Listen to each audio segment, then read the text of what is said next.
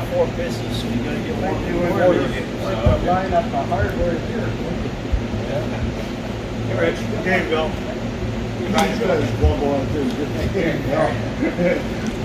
Boxing gloves. Yeah. Brooms work good too. Yeah. Don't want to catch distemper or anything like that. Distemper. Yeah. That's how worse than this tent with the bim and all that. So I won't start before you eat your food.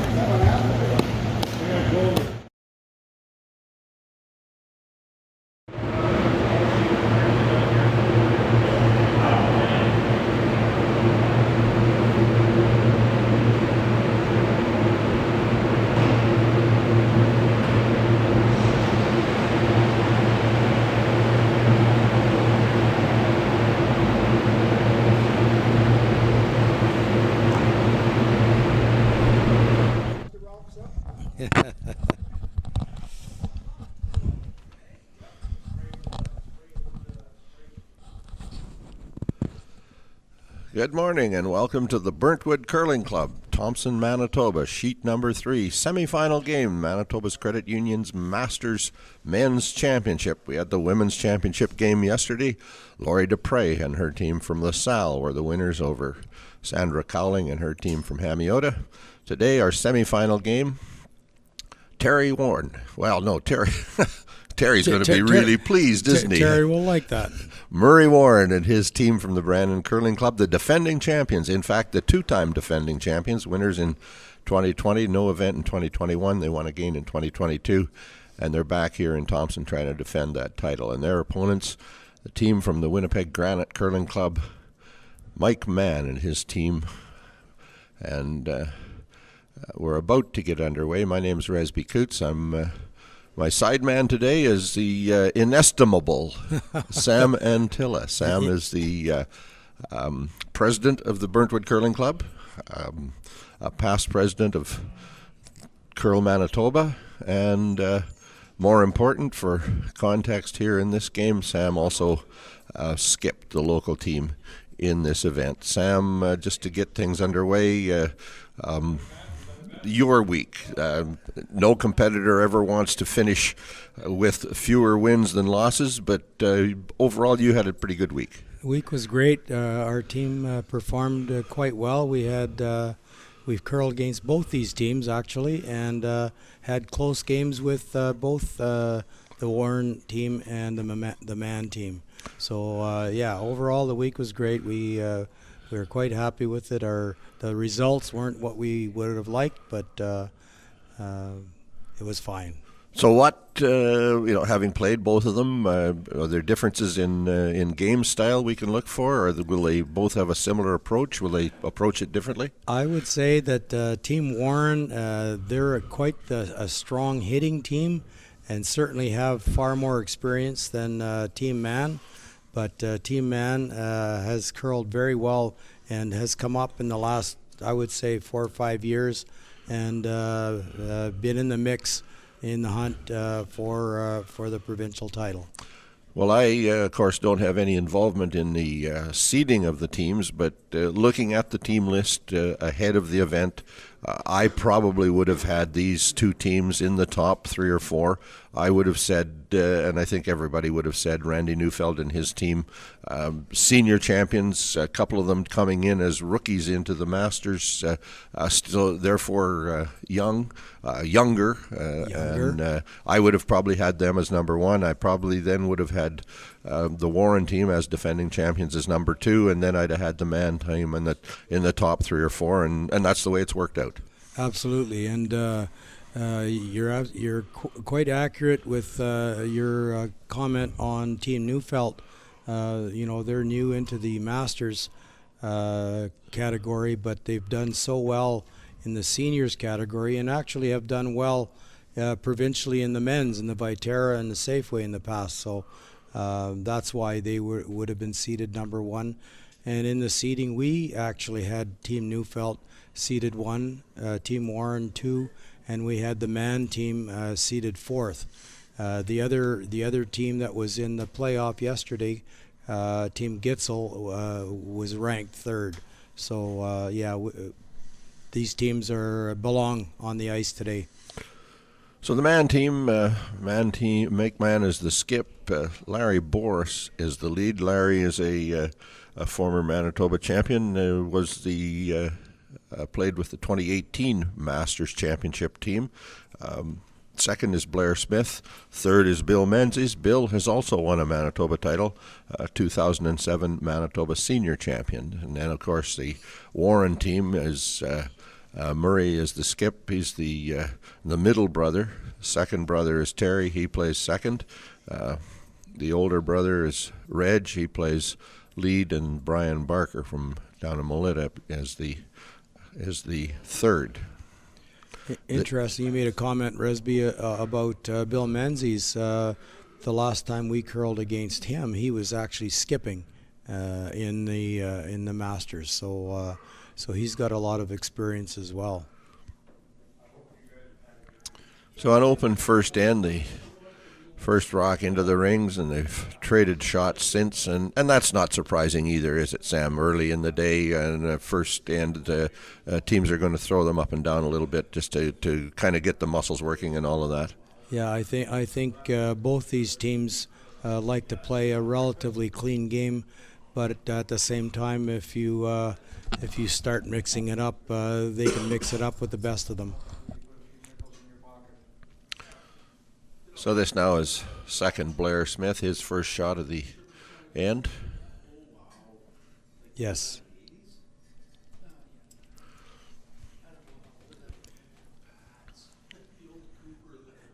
It certainly would not surprise me that they end up blanking this end. There's no rocks in play at all now.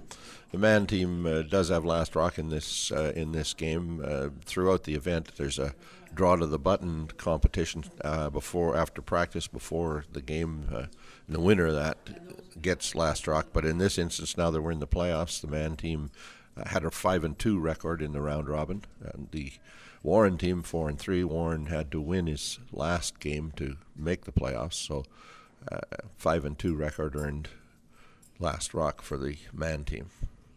Yeah, they performed probably not as well as they normally have in the pool play. I'm speaking of Team Warren, but that's the level that they're at. They were able to pull it out at the end, and here we are. They're in the semifinal.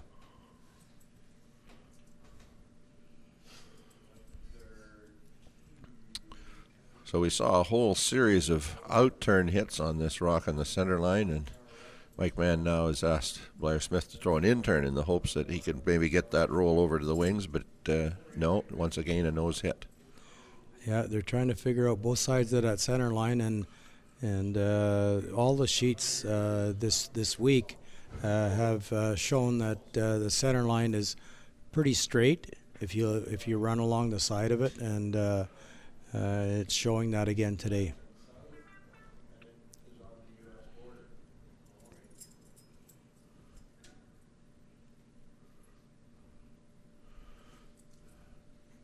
It's now Brian Barker's first shot of the end, first shot of the game, and once again, dead nose hit. They've certainly figured out how to play the center line. That's right, and it doesn't seem to matter whether you throw big heavy weight along that side or just a quiet control kind of weight. It runs straight, and with sweeping you can pretty much control the rock and keep it straight. Especially with a guy like Terry Warren sweeping, he is an awesome sweeper. His sweeping is noted by all comers in the competition, the senior competition, even when although I think they've backed off from playing in the men's competition these days, but Terry individually I think could be ranked among the top dozen or so sweepers in the province of any age. He's just a very strong, powerful sweeper. I would agree with that wholeheartedly. So he did get that little bit of a roll off the center, so for the first time we see them go a little wide for the hit, but Barker will throw an out-turn hit. That tuck delivery is an accurate delivery as long as your legs allow you to do it. Here you'll notice how much it curled from the outside. There's a lot of movement from the outside in, and like I said, along that center line, it's straight. So you do have to adjust the ice for a hit on the outside, especially from the 12-foot to about the 4-foot. So he did get that long roll right across the rings, bites the back of the 12-foot circle, and clearly at this stage, 5 rocks to come, last of third stones here from Bill Menzies. Both teams will be quite content if this ends up in a blank, and they'll start the game on the second end. Yes, you're correct there. And here you'll notice he's playing the out turn towards the boards, and it tends to run pretty straight along here too. The sheets are a little bit dished, which most curlers really like. They like the curl from the outside in towards the center line, and so when you get out to the edge, if you're throwing an out turn towards the boards, it'll stay pretty straight. And Sam, I know you would have, appropriately so, a local bias, being that this is your club, but there have been a lot of compliments toward the club from the curlers and toward the ice. The ice across the rink, pretty consistent. There's no big surprises when they flip from sheet 2 to sheet 6, say. No, and interesting because even our outside sheets, sheet 1 and 6, have been fantastic. It's like you said, it's consistent right across. We're very proud of our ice conditions. We work hard at it, and kudos to the ice crew this week for maintaining that. And the compliments have come in from everybody, from the ladies to all the men's teams. I've heard nothing but positive comments. So we see Murray Warren go to the center of the rings. He had that, with the empty house, the opportunity to reaffirm that what he'd learned in the pre-event practice. So he did put it pretty much on the button.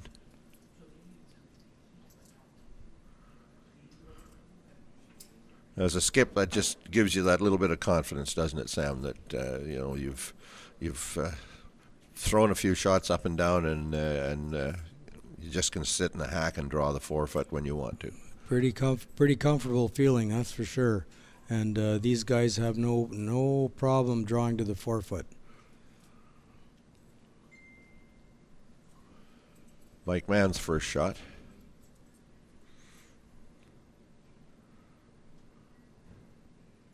Yeah, you see, he really has to work it. He got it outside a little bit, and his sweeper, I think that's Larry, had to work really hard to make contact, and he got a nice little roll to the outside. Does sit wide in the 12-foot circle.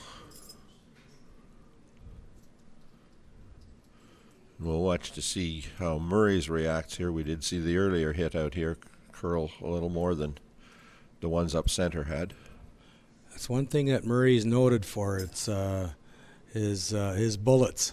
He doesn't mess around normally with his weight. Although I did notice a couple of times when we played him, he actually didn't throw the kind of weight that I was accustomed to seeing him throw. Well, this one's got good pace, as they say these days, and he will make pretty much dead nose contact out there. Yeah. Will he roll out? No. He hangs a biter on the corner. Last shot to come, Mike Mann, Granite Curling Club skip.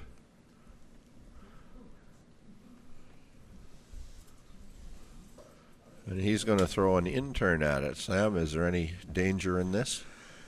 The only danger would be if he flips it out a little bit, it'll run really, really straight. So you'll see the little ice that he's taken, and he definitely doesn't want to set it outside the broom.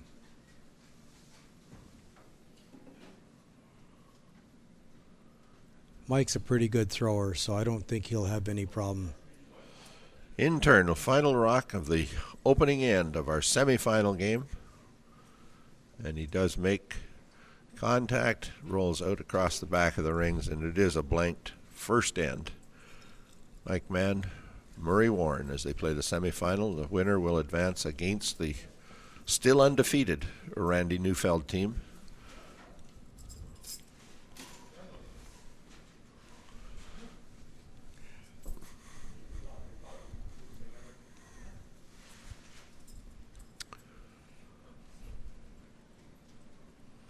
We're very pleased to have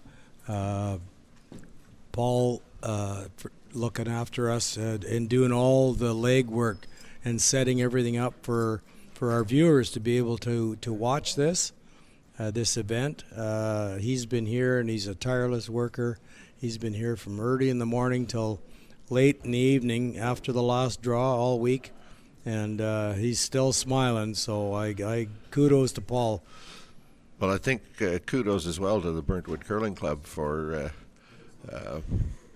recognizing the opportunity that this presented to showcase your club, but it also the service that it provides to the folks far and wide. We know we've had viewers in Alberta, and we recognize at this stage mainly family members, but and I guess there was a little competition from the Brier, so some folks may have got their curling fix watching the Brier, but we do know that every day we've had somewhere in the range of 1,000 people with us. That's that is really interesting, and another interesting point is we had a little flaw yesterday, and somebody that was watching from Riverton in south central Manitoba actually called in and called her sister who was here watching to maybe that we needed to make a correction in the score. So we know there's lots of people watching and paying attention. So once again, the opening rock right on the center line in the middle of the rings by the Warren team. Larry Boris, the lead. This one's going to sail right by, I think. No, he just rubs it. As I mentioned earlier, that center line is really touchy. You don't want to be setting your rocks out.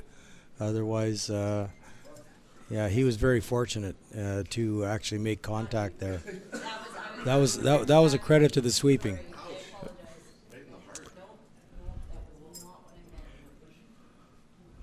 Yes, and the Burntwood Curling Club is very, very happy to have had the opportunity to host this event. And thanks to Curl Manitoba for giving us that opportunity. I think a lot of the curlers weren't sure what to expect when they came up to Thompson, but from all reports and comments, they're very happy with everything here, from hotel accommodations and restaurant food quality and our ice conditions. So. We're very proud of our facility and our club. I think the maybe the most important comment I heard, and it was last night from one of the Winnipeg guys who said, "I just want to say I'm glad we came," and that's pretty much all you need to hear as the president of the curling club, isn't it? Absolutely. I know there was a bit of grumbling from some of the folks. Down south in the city, but the ones that made the effort and participated and are here are very, very glad that they did, and I think they'll be letting some others know that it was well worth their while coming up here. The other thing that it will have done, Sam, is it will have shown people right across the province the effort that yourself and Alex Sutherland and Grant Brown and many, many others over many, many years have made to make the trip to compete mostly in the South. Yes. Well, in fact, exclusively in the South the last 20 years. Yes, and we enjoy immensely the opportunity to go and curl in clubs in the South, and we're always treated wonderfully wherever we've curled. I was mentioning to a few people about myself participating in 29 MCA Bonspiels in a row and I've been involved in 18 provincial championships, and all of them but one, this one, here are in southern Manitoba. So we're used to traveling, and I understand from the point of view of the southern teams, particularly the Winnipeg teams, that they generally don't have to travel very far to participate, and we're used to traveling quite long distances to participate. So, yeah, we're more than happy to have done this, and a really big thank you to all the volunteers that have assisted our host committee. You mentioned a couple there, and my wife Pam was very involved in organizing the banquet, and that went over really well. And we have a good caterer that did the meal. We're blessed with that this year. We haven't had a caterer or a concession person for probably 3 or 4 years now. And Troy and Lynn Martin are our own LTs here in our curling club, and do a fantastic job. Well, those who know me know that I do like a good meal, Sam, and I've had, let's just say, several of them this week, including that roast turkey dinner at the opening banquet. It was a wonderful meal. It was, and yeah, like I say, we're very happy and pleased to have them as part of our club community here. So we're through to third stones, and Brian Barker. And there hasn't been any misses yet, Resby. No, it's been a clean. We'll be finished in an hour if they continue at this pace.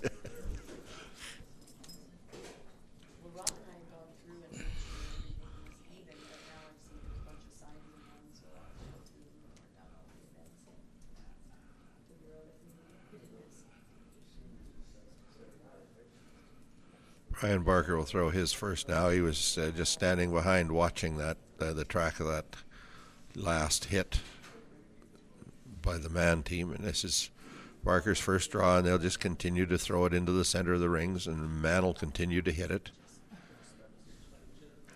Well, I think they realize that the center line is a tough spot. I mean, they're not having any trouble hitting it, but if there's a miss to occur, it will likely be along that center line.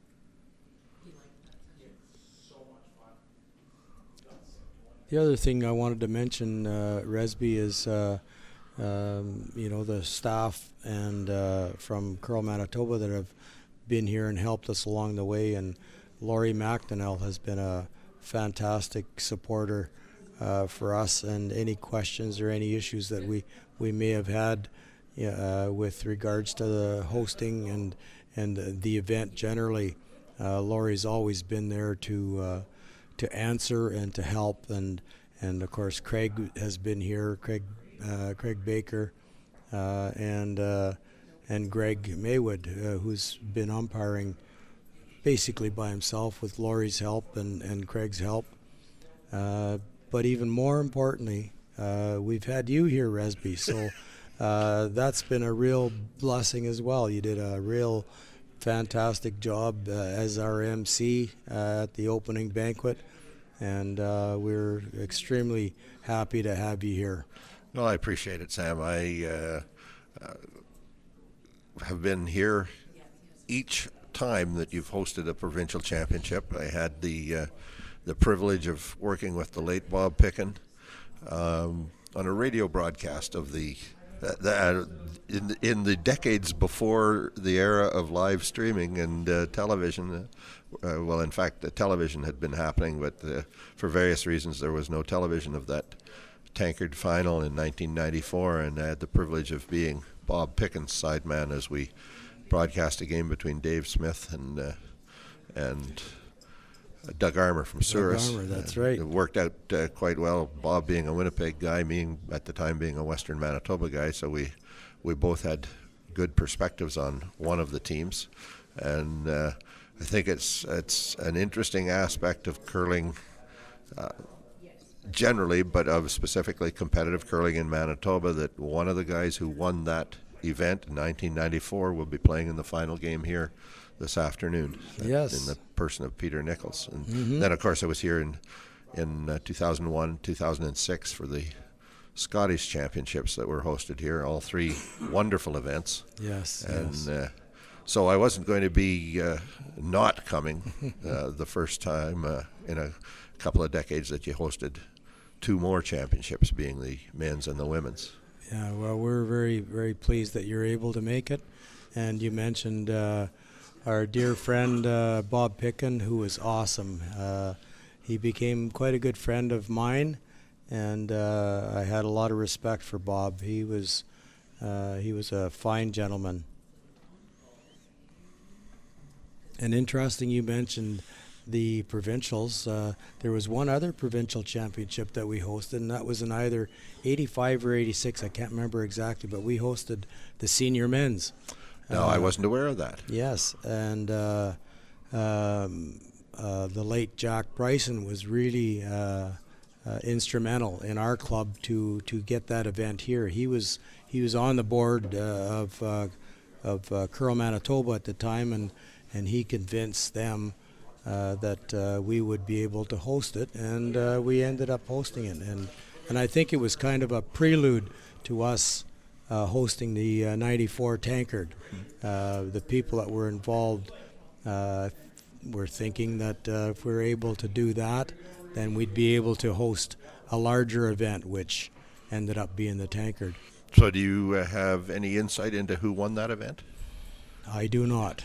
I was not involved directly at that point in my career. I'd been in Thompson for, I think, about 6 years when that event took place. So no, I can't remember at all who was involved. Well, it's fascinating to me. I hadn't realized that it had happened. I had known of the British Consul event that was played in Flin Flon. Mm-hmm. They actually hosted a Canadian championship at one time in Flin Flon. Oh, really? I didn't know that. It was a Canadian junior championship. Was that the schoolboy? Schoolboys at that time, yeah. Yes. I seem to recall seeing something at the curling club in Flin Flon when I was there. And if I'm not mistaken, that would have been Jim Quinn and Rod Gorley, who were juniors or schoolboy curlers at that point in time, and I do believe they may have won a schoolboy championship at some point as well. And they were, when you say names like that, those are, unfortunately names from the past at this stage, but well-respected curling names from northern Manitoba. Yes. Well, and Jerry Haight, who was curling here this week, was a longtime resident of Thompson and a member of our curling club here, and he would have curled against Rod Gorley and Jim Quinn in those schoolboys, because I remember Jerry talking to me about those events. Well, Sam, we've talked through the second end. There's a last stone to come. Mike Mann with Murray Warren's last hit right on the wings, rolls right back to the center line to test Mike's in turn just off center. I'd be shocked if he missed this. Pretty much, yeah. Greater risk of sticking than of missing it. So we'll see. Larry Boris is the sweeper right over the rock. Blair Smith is the guide. Yeah. I don't know what any other term there would be for it, but he does hit and roll out across the center line. And we blank the second end. So it is still 0-0, zip. They have the ice figured out. So at what point, Sam, if you're Murray Warren now, you do not have last rock. You've seen the way that Mike Mann wants to play the game. When do you change your style, or do you wait? Right now. That'd be my guess, but he's not doing that. So your call would be a center guard. A center guard, yeah. But I mean, these guys, they can go right through to the eighth end. He doesn't really care, and he'll just play for that center guard. Center guard, the eighth end, he'll blank. And Mike, conversely, he's fine with doing this up and down as well, because he's quite confident that he'll draw to the button with his last rock in the eighth end. So.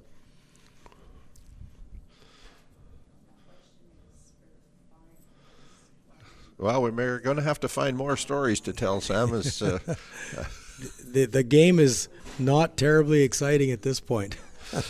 And yet there's a skill involved, isn't there? Oh, absolutely. Tremendous level of skill Absolutely. involved in making that draw, and making that hit, Yeah. making that draw. You notice they're putting the rock exactly where the skip is asked. So, yes, there is an element of skill involved for sure.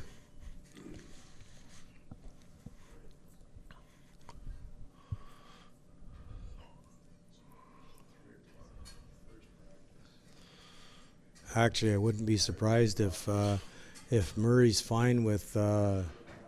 Both these guys would be fine with blanking this end, but I wouldn't be surprised to see Murray put a guard up in the fourth end with his first rock, if we get to that. Trying to score on the home end. Yes. Big sign up on the end of the rink, Sam. You've got to be pretty proud of that. You were the 2015-16 Curl Manitoba president, and went on from that to serve for a couple of years on the board of Curling Canada as a governor, and again an extra bit of I hesitate to use the word sacrifice, because you wouldn't, but I'd recognize it as that, simply the time involved, the extra time involved simply in travel and so on, but a rewarding time for you.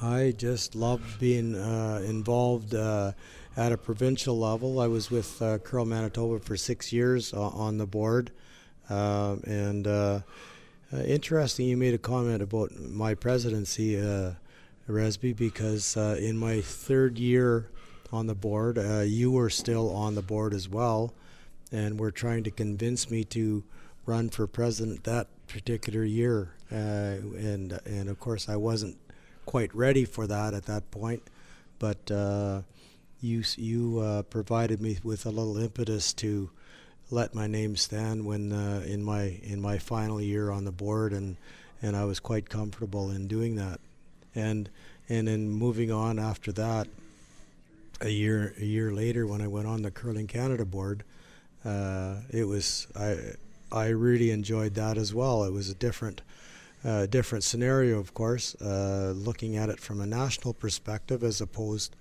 to a provincial perspective, but it was a really enjoyable time, and the curling community right across the country is just awesome. I had such an enjoyable time, met some great people right across the country, and to you I owe a great deal of credit, because my first year on the Curling Canada board, you were there as well. So I've been hanging around everywhere you've been, Sam. You've been hanging around everywhere, Resby, and provided a lot of guidance for me as I participated on those boards. So if we're going to pat myself on the back, so is this it doesn't sound to me as if this is the first time that you've had a headset on doing. Is this a first, or have you done this before? No, I've actually I've done it. I did it for the Scotties when they were here, and I really did enjoy doing it. It's a lot of fun, and you can probably tell from my voice that. Today I'm a little bit hoarse because I tend to exert my lungs quite a bit when I'm skipping. You do have the sound of a skip at the end of a long week of competition.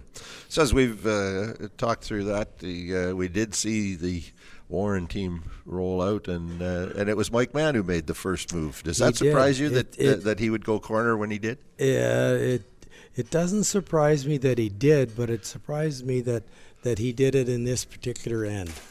But those guys, I mean, they, like I said earlier, they put the rocks they're pretty well where they want to put them, and he's well positioned now. He's setting up his deuce right now. All it's going to take is a miss or a half shot by the Warren team, and Mike will definitely take advantage of that corner guard. Terry Warren, his final stone of this third end. Murray looking for a hit and roll across behind the corner guard. It's going to be close. He's going to roll a little too far. He's going to roll right out of the rings. And now we'll see Blair Smith with his last go right around, or at least that'll be the call. Yeah, he's well positioned now to set up his 2 points.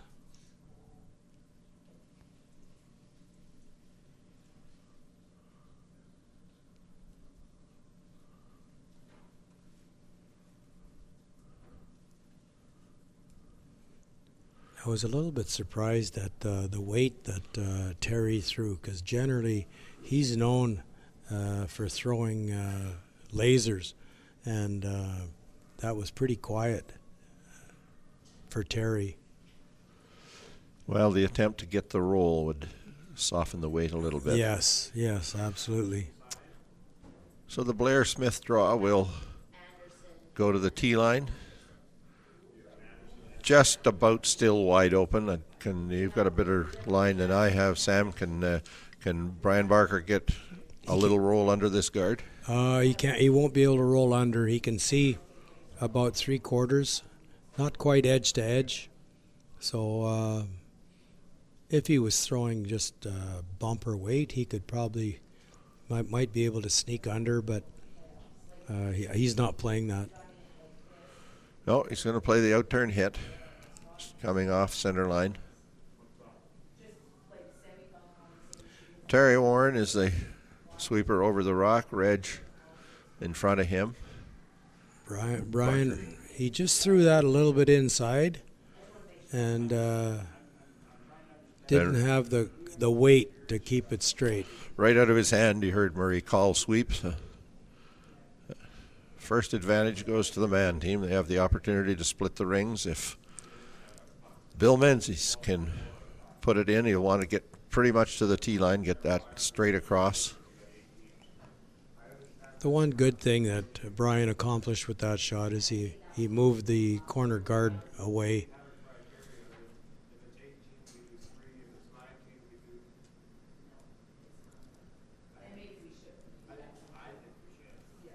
Sweepers on the left, Blair Smith. On the right, Larry Boris. Interesting, the styles of delivery for these two teams. You have Brian Barker, who is the classic Manitoba tuck delivery, and Bill Menzies, who's the classic flat foot delivery. And variations of both throughout the lineups the rest of the way. Well, yeah, if you'll watch Terry Warren next, how he throws. A very interesting delivery, very unorthodox, but quite effective for him. So Barker's outturn hit, his second stone here in this third end. He's going to try and roll in front of the other rock in the back of the 8 foot. I think he's going to roll a little bit too far, but at least it's over on the side of the sheet where they may have an opportunity at a double with Murray's first rock.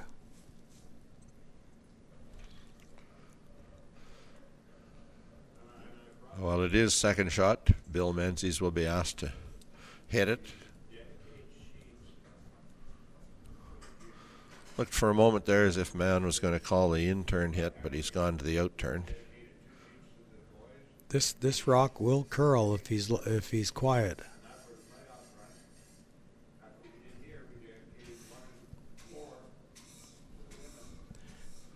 He did turn it in a little bit. Hard sweep on it right from the start. He's going to make contact across the face of the rock. He will roll to sit. Second shot, but has set up a double now. Opportunity for Murray Warren. And right up the center line. It should. He's got a really good shot at a double for sure. Well, throughout the first end and much of this end, he did have practice. He's seen this line a lot.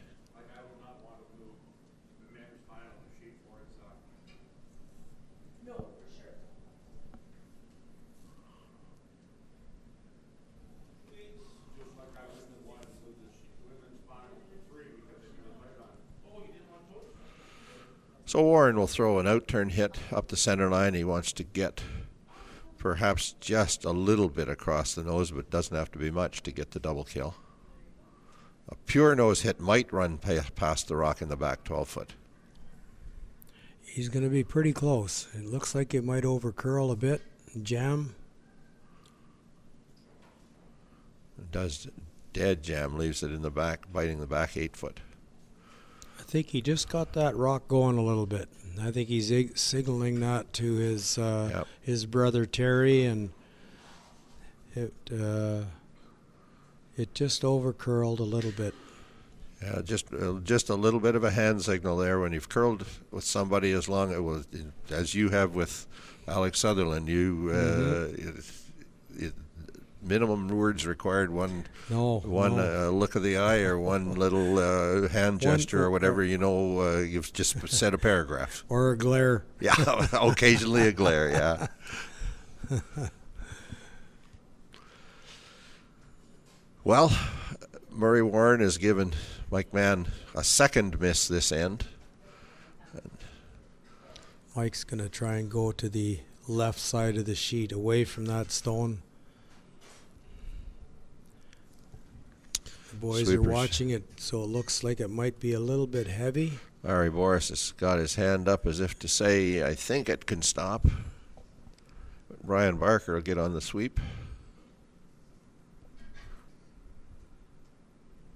And he does leave it right biting the back of the 12-foot circle. There is an opportunity for a double, but it's pretty flat. But with Murray throwing, he can certainly make this kind of a shot.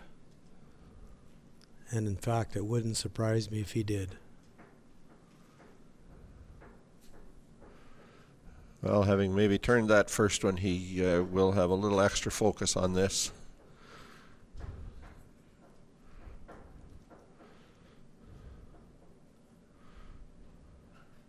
Failing the double, he does have to stick in the rings to force Mann to hit.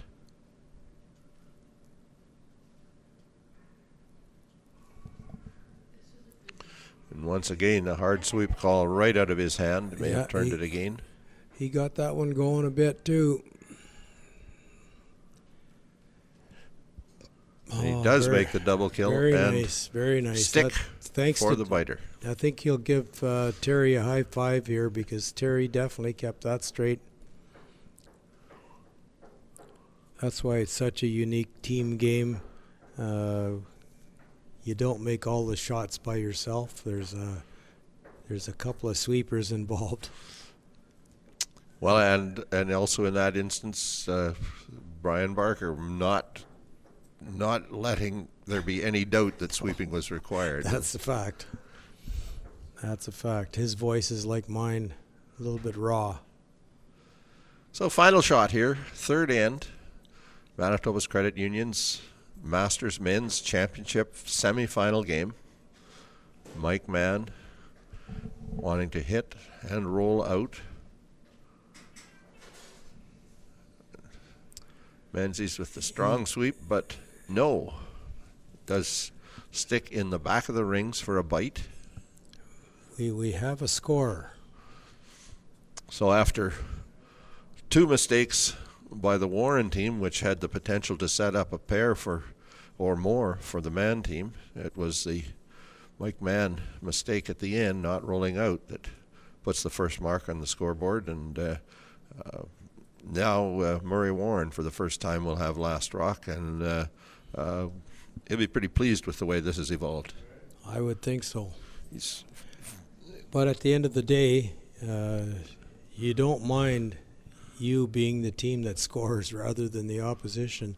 So I would certainly rather be up 1 than down 1 at any point in the game. Although if you watch the Briar at all, those guys aren't bothered too much by being down 1.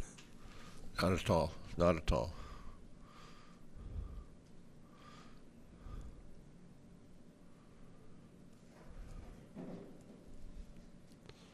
So for the first time in this game, first rock of the fourth end by the Mann team now, and it will be them who play to the center of the rings.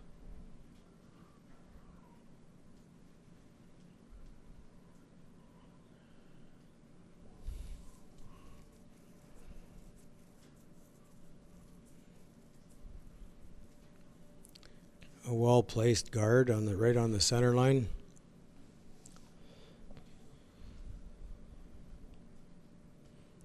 You know, it's Resby. It's interesting. In all the years that I've played, of course, we've never hosted.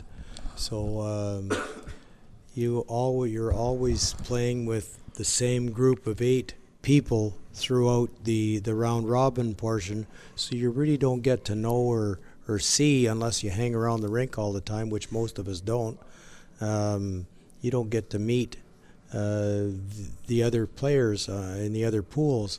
This year, being on the host committee, I was hanging around here most of the time, so I got to meet pretty much all the curlers, and they're just a fine group of gentlemen, and the ladies that were here for the women's portion of the Masters were just such fine people and a joy to be around, and these 2 teams here are certainly representative of that. They are a great bunch of guys.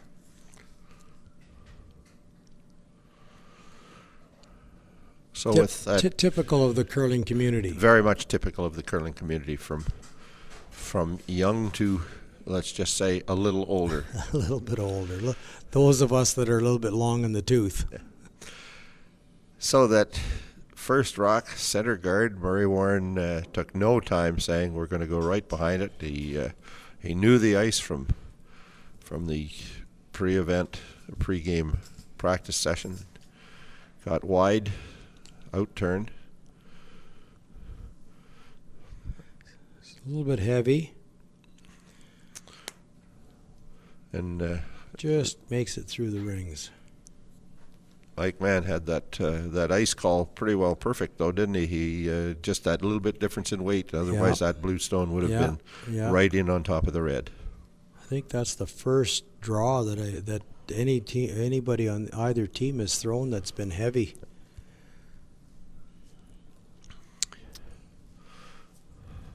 So now, for the first time, we're going to see the game that we might have anticipated we'd see. We got the one miss, a couple of misses on the earlier end, but it was an open end. This one is going to be a lot of rocks in play, I suggest, by the end of this end. I would be a bit surprised. And both teams can play with lots of rocks in play. They're quite capable of making the run backs and so on. But, yeah, these guys are... And this rock was slightly overthrown as well, so... there's a bit of an out here, or opportunity for an out by the Mann team. The second man throwing now is going to have to throw a little bit of weight. I think he's going to try and move that center rock over if he can get on the inside of the second shot rock. It is Blair Smith. Out turn hit. It'll run straight, but if it's turned a bit, it'll go too. Yes, and you know what? He's going to be quite close with this. very nice shot. I think he might be shot. He may be, but he had hoped to pop a little more and rub the red. Yeah. Push it out maybe in the open, but also roll to the button. Yeah, that was a well thrown stone.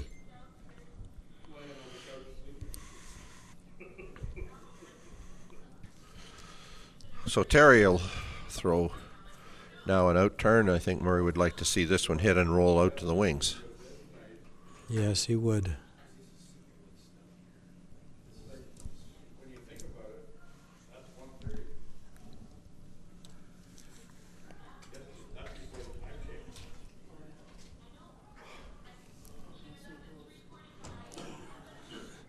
Passes by the guard, but he is going to get pretty much to the nose. The double is nicely set up. Terry just indicated to Brother Murray that he was a little quiet with the weight. We've noted that before, that Terry is not the least bit hesitant to come right down the ice to talk with Murray.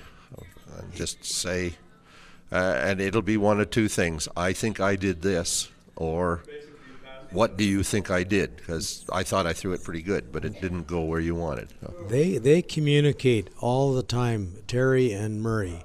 It's an interesting scenario because I think he communicates more with Murray than Brian does.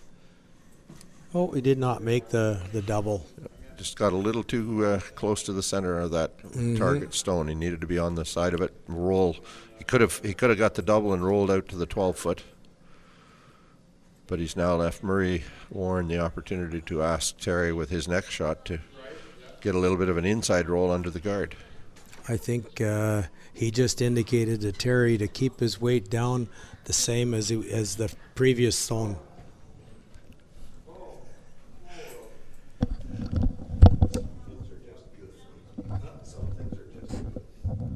Oh, he actually threw more weight, and it ran really straight. So opportunity missed there for Team Warren.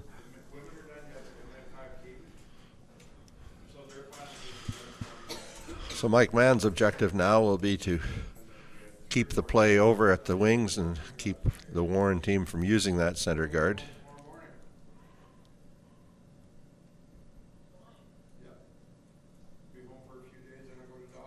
But yes, back to your comment about the communication between Murray and Terry. Murray's last conversation always before he throws a rock is with Terry, just either reconfirming what he wants to do, making sure Terry knows what the role is supposed to be, not being beside them or not sure totally of always what the communication is, but it'll be along those lines. Yes, they like you mentioned, they're always talking with one another, and it's generally quite positive. You don't see them getting too annoyed with one another. They get along so well, and it's usually Murray and Terry that communicate.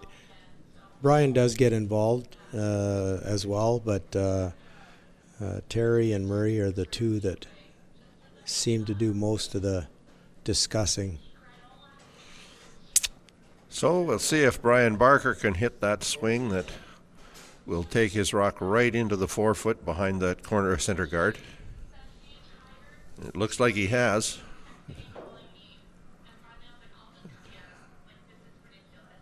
Very, very nice. Very nice. Almost fully buried. Well positioned for a deuce now. You'll notice that most often Reg Warren, the lead, doesn't do a lot of sweeping. He's got some issues with his knee, and so he's quite careful in the sweeping part of the game. He still throws a real nice rock, despite the fact that his knee is giving him a bit of grief. had a long chat with Reg yesterday about his diabetes issue, and it seems to be causing him a bit of trouble too, with somewhat like vertigo-like symptoms, and that's why he does not move as quickly as you would like to on the ice. Just being a little careful, but in the sweeping, he is alongside every rock, and yes. He's playing that role that we see so much even at the elite level these days, or especially at the elite level where there is mainly one sweeper, but the other one is alongside, communicating and relaying information from the skip or whatever. That's right, and it's interesting if you watch now, like Reg and Terry are on opposite sides, which is typical of most sweeping arrangements.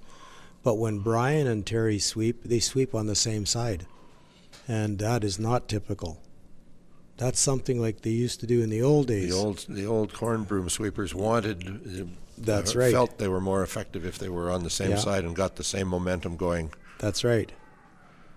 So it is a Brian Barker out-turn hit. He wants to hit and roll under, and does exactly that. Two very fine shots from third Brian Barker. Yes, they're in good shape right now. I think Mike is going to try and run that blue back, but not an easy shot. He was happy enough with one redstone behind that center guard, but and willing to play to it, but not with two. He'll play the run through. Mike is certainly capable of making these run backs. He throws a real nice hit weight.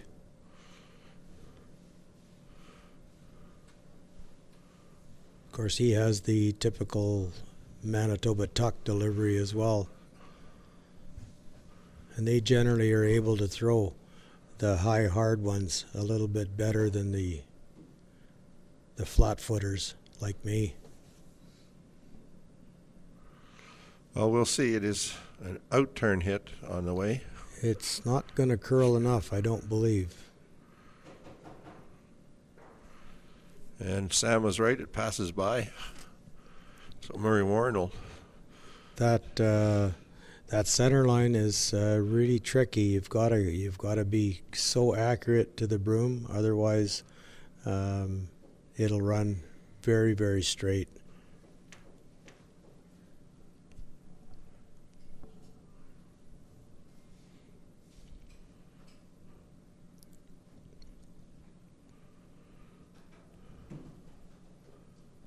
Murray's well positioned now to take three, I think. I'm not sure where he indicated he wanted this one, but I'm guessing top of the rings. Top of the rings or just short as a center guard, mainly trying to ensure that the two stones in the forefoot are covered.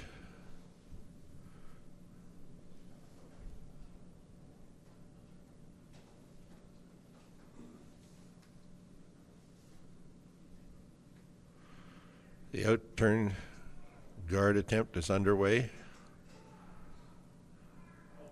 Yeah, Brian is definitely encouraging the boys. It looks like a good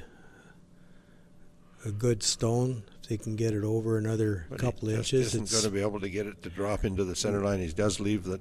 It's pretty open. Right up the center line, wide open.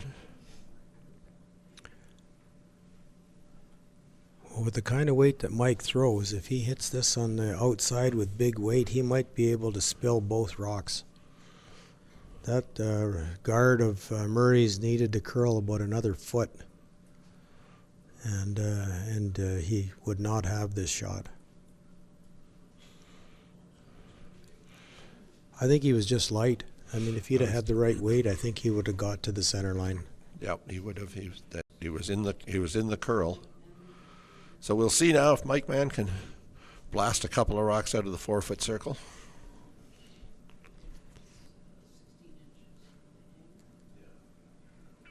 He's very close. Very close. He's going to come pretty much to the nose of it.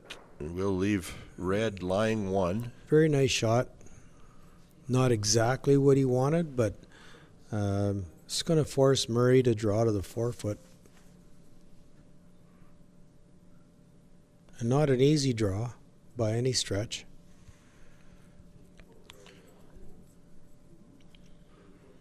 But it is the draw they've played. He's going a little bit wider. Just needs to bite the 4-foot.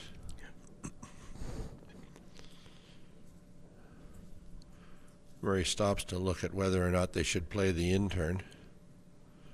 But they just haven't played that draw. He can't be quite as sure. He's very confident he knows the line on this one. Wouldn't surprise me if he was looking at hitting that blue.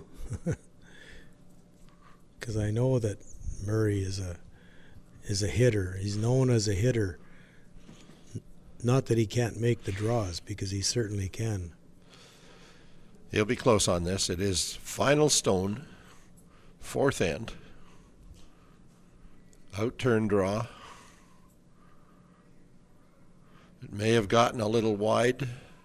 He's got to wait for it'll curl. He'll be fine as long as he's got the weight, but he's got to make it curl, though. Terry's got to get on the other side of the rock. Oh, I see. He knew he was heavy. So he does slide deep, 8-foot circle, 1 red. Tie score 1-1. Murray Warren, Mike Mann. And Mann now with last rock playing the 5th. Well, both teams, Sam, have missed an opportunity. They have. They certainly have.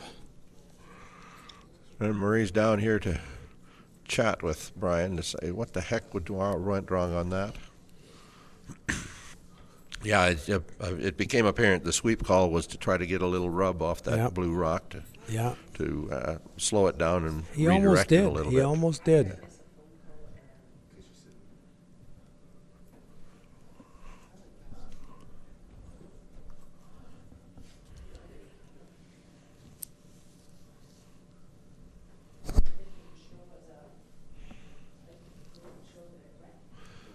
Well, Sam, the old standard used to be 15 minutes an end, and we have finished 4 ends complete as the clock ticks over from 9:59 to 10 o'clock. So we're right on schedule. Pretty accurate, eh? The old standard still stands? The old standard is. The game clock on this one will, unless they really slow down, we won't be getting into any clock issues. But remind me, Sam, the bell on these games, they do play to a bell rather than being timed games. Correct. These events, timing them would just require way too large a volunteer group. But the bell is at 1 hour and 50 minutes? Yes, correct.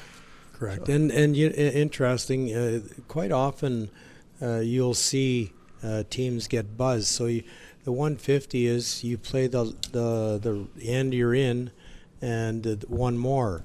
And there hasn't been any games that I'm aware of where the teams weren't eligible to play the full 8 ends based on the time. So everybody's been able to manage within that hour and 50 minutes. That is completely accurate on the men's championship event. And the women's championship event, I believe there were 2 games that finished on the where had to finish on the 7th. But is that right, eh? I didn't notice that. Okay. But when you go an hour and 50, and then you go back to the standard I talked about of 15 minutes an end, and you should be, by that old standard, you should be done 6 ends in an hour and a half. Yeah. So there is an allowance for more than an end of play beyond that old standard before the bell goes. So there really is no reason,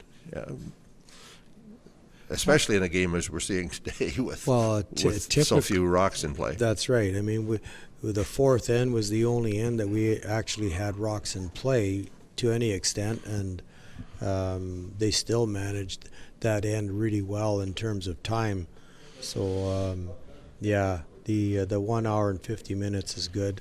Well, we've just seen a smart call by Mike Mann, and even Reg Warren will admit that if he's got a weakness, it will be on that wide out turn hit.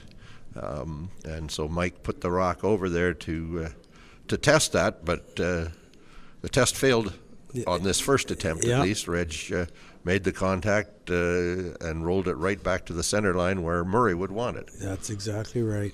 And you mentioned Reg's weakness. I think Reg was sitting with you and I last night, and that topic did come up. Yeah. Oh yeah, he's not the least bit bashful about acknowledging it. He's been around playing these guys long enough that they all know. So there's no point in him trying to pretend that if he's got a weakness, that's which is not to say he's going to miss it all the time, but because obviously he didn't. But he does acknowledge that from time to time that one will get turned. Yeah, his weakness doesn't bother him at all. No.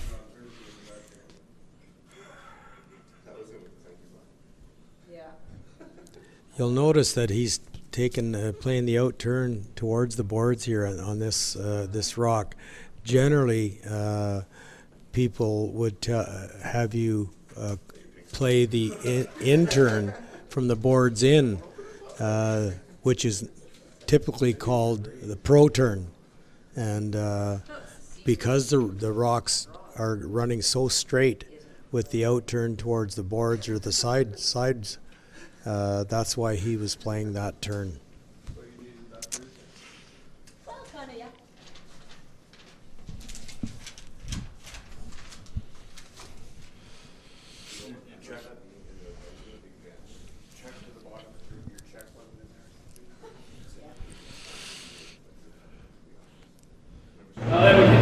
It's just difficult to tell for sure whether that red stone is completely off the rings, but the call that Mike is making suggests to me that it is. Oh, but now he's changing, so maybe it's not.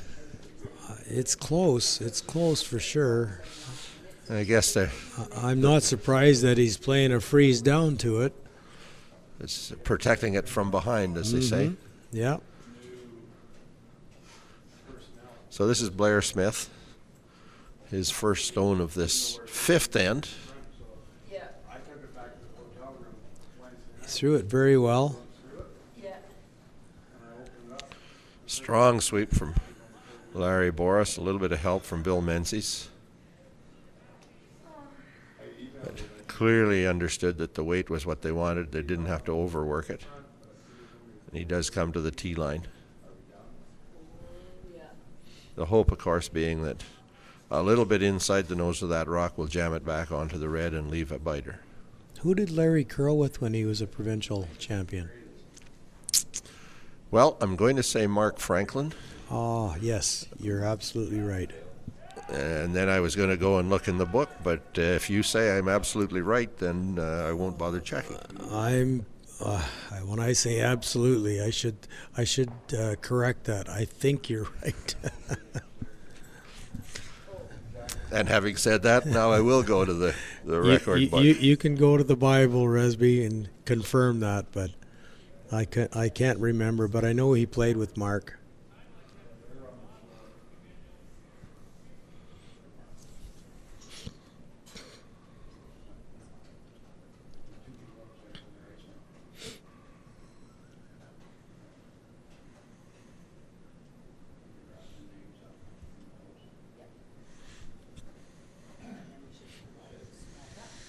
No, in fact, Bill Menzies played with Mark Franklin.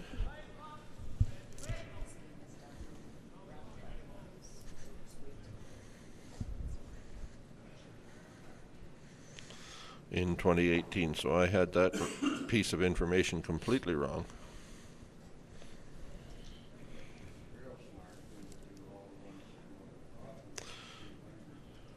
Larry Boris and Bill Menzies played with Mark Franklin in 2018 when they won. So okay, so we were right. We were completely right. And I had in my earlier definition of their credentials, I had cheated Bill Menzies out of one Buffalo, and that he was also a member of that 2018 team. I never realized that Bill had played on a Buffalo winning team. Well, he's got two of them. Well, there you go. He's a fine curler. And 2007 senior team would have been Lionel Waltz, I believe. I never knew Bill until we played against him about 3 or 4 years ago. And but I knew his brother. I worked with his brother, Gord. Bill Menzies was at third for Lionel Waltz in 2007. Laurie Leclerc and Brian DeRiviere were the front end when they won the Bible. Manitoba Seniors for the Pembina Curling Club. It's quite the Bible you have there, Resby. Well, I don't know. I think there's a chance this whole internet thing is going to catch on, Sam. And, well, I kind of bought into it about 2 years ago. I never did have Menzies gives the Warren team a big break, sliding past the side of that red stone, taking out his own out of the back of the rings. He played that in-turn hit towards the boards, which generally runs so straight, and he kind of set it out a little bit, and it floated on him, and he ended up taking out his back stone as well. So going from sitting 2 to leaving the Warren team with 1 in the rings. And an opportunity to put a second. The intern call was probably a logical one for Mike Mann. Yes, it was. The outturn was going to, if hit the outside, jam that redstone back on the blue. So it was the intern call was the right call, but I think it was. He just set it back a little bit and didn't get the curl that he would have liked. So he asked Bill Menzies to make up for the mistake with the long roll. He'll play the outturn this time, try to get across the nose just a little bit and roll across to the back of the 8-foot on the other side behind the red stone in the front 8-foot.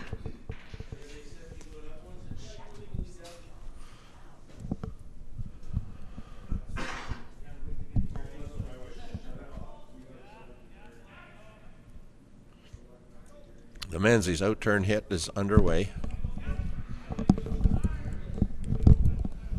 This one's going to over Curly. Will make just a little bit of contact, but roll right out of play across the rings. That's the difference between those turns there, going away from the boards and towards the boards. Coming away from the boards in, it really moves a lot.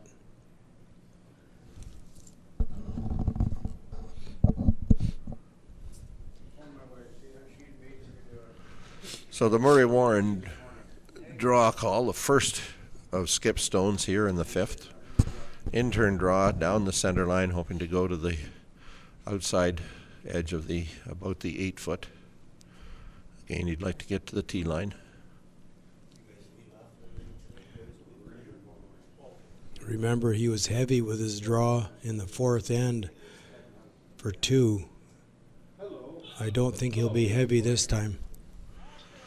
Well, he's got sweepers, Terry and Reg.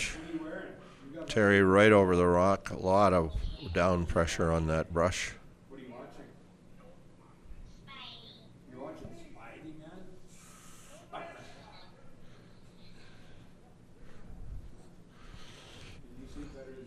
Excellent draw by Murray. Into the top 8-foot circle, but you were certainly right, Sam. He didn't. He left it for his sweepers, knowing the kind of sweepers he's got. Mike Mann will throw the outturn hit. He's taking a good 6 inches less ice than he gave Bill Menzies, an indication that he's going to throw this one a little crisper. Yes, he will be throwing a bullet here. He's going to try and roll over to that other stone. I don't believe he has an opportunity for a double. But looks a little too flat, but yeah, if he can group the 2 rocks, he may have a shot at a double with his last rock. The granite skips first stone of the 5th. Warren and his Brandon team lead 2-1. It's close. He's going to get pretty much nose hit, rolls to the center line. And Warren, with his last rock, will attempt to hit and roll back to the wings in order to split the house and force man to draw for one.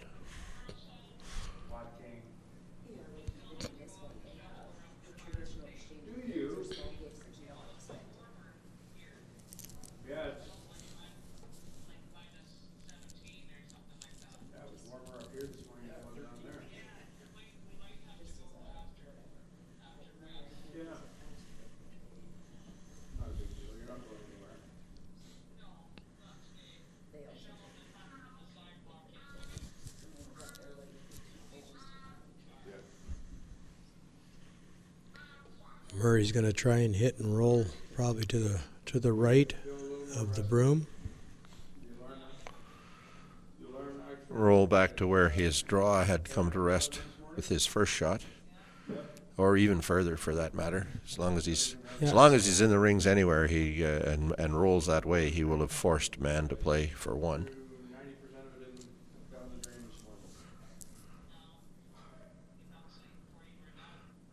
But first concern is to make sure he makes contact. He's going to be fine. He's going to nose hit, actually. It sounded like that's what he wanted to do. He wanted to nose hit. Maybe teasing him with a double kill. It could be. Or recognizing that. Well, first of all, I don't think if he hits that one that's on close to the center line, he's not going to be shot. No, he will not. He's going to have to roll off it. Yeah. And, in fact, has to roll in off the other one. So the Warren team has forced man to hit and roll from whichever he hits. I thought Mike might draw, and I can't remember if the saying is draw against 2, hit against 3, or is it hit against 2, draw against 3? But whichever it is, it's he's hitting. He's hitting. He needs to get just a fraction of an inside roll. He can't nose hit and be shot rock. This is a really big shot for Mike.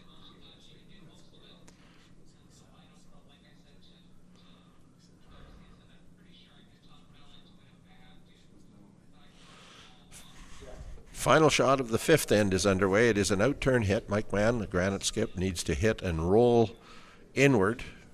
Oh, but it looks to me as if he might not get enough to stick. Yes, he does. Nice shot. In fact, nice shot. If he needed to, he'd just hit and roll right behind that guard, the rock that would have been a guard for him. However, it is once again tied at 2-all as Warren, having slid through on his draw for 2, forces man to take a single point facing a pair. And at 2-2, Murray Warren now will have last rock coming to the sixth end. Actually, at Resby, I believe it's 2-1 for Mike. You're absolutely right in that it was because Murray went through on his draw for 2. He was correct. He was would heavy. have gone up 2-1 here. Well, Grant Brown spent the days earlier in the week correcting me, so Sam, you've picked up the tradition. Oh, I wasn't correcting well, no, you, actually, that was... it was confusing down there because the 2 is right under the 2, which was blank. You're very gracious in doing your best to cover the fact that I was just wrong, Sam, and that's all there is to that. Okay, enough said. We won't call it an error, we'll call it a modification of the previous information. There you go. It's like the Mark Franklin thing. So, man, up 1 does not have last rock and placed the first stone right on the center line as he did on the 4th. And just as he did on the 4th, Murray Warren will ask Reg to throw his in-turn draw around that center guard. Yeah, he's going to try and get his 2 here in the even end, 6th end. It's the key end in a close game. They are 8-end games.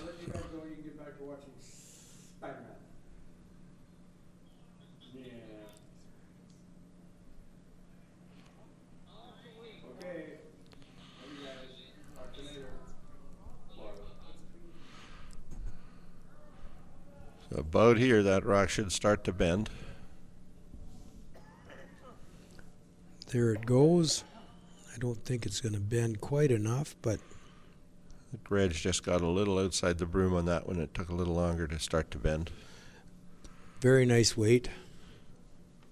It's maybe a quarter hidden. Mike's asking Larry to throw hack weight at this rock.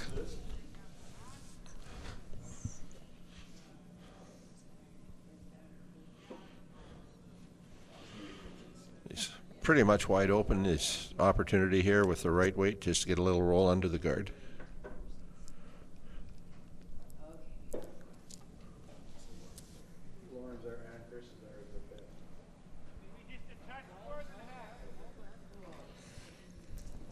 Threw that rock pretty well.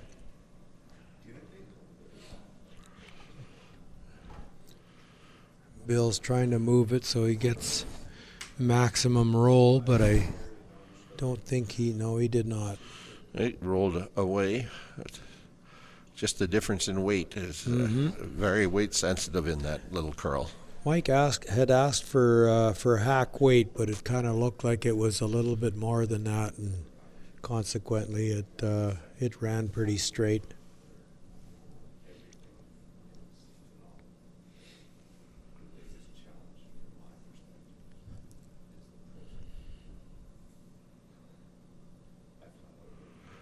So this is Reg Warren's second shot of this. He threw it pretty well. Sixth end. He did throw it pretty well.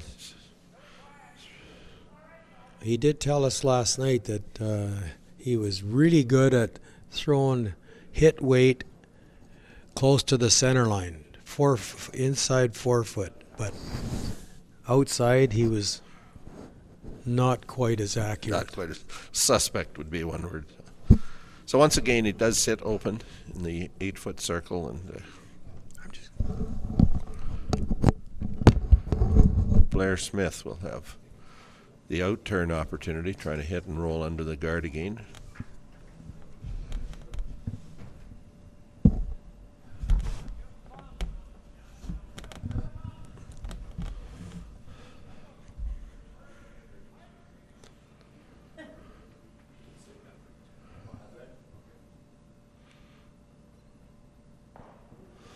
And he does get a partial roll, about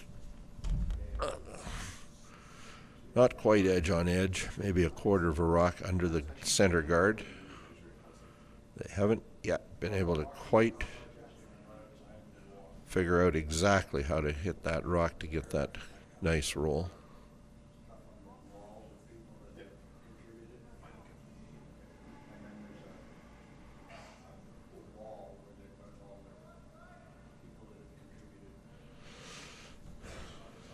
But he'll ask Terry to throw a little more weight, play past the guard, probably roll to the wings.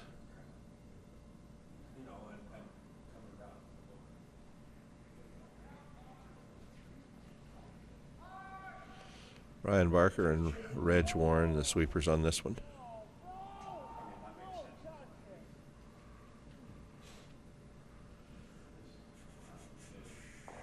And he will roll right out of the rings.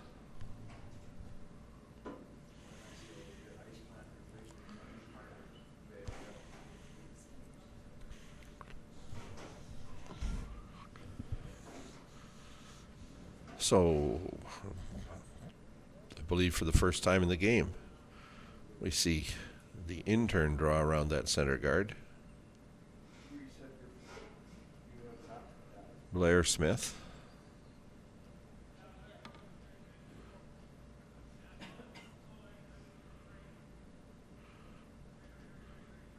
Boris and Menzies are the sweepers.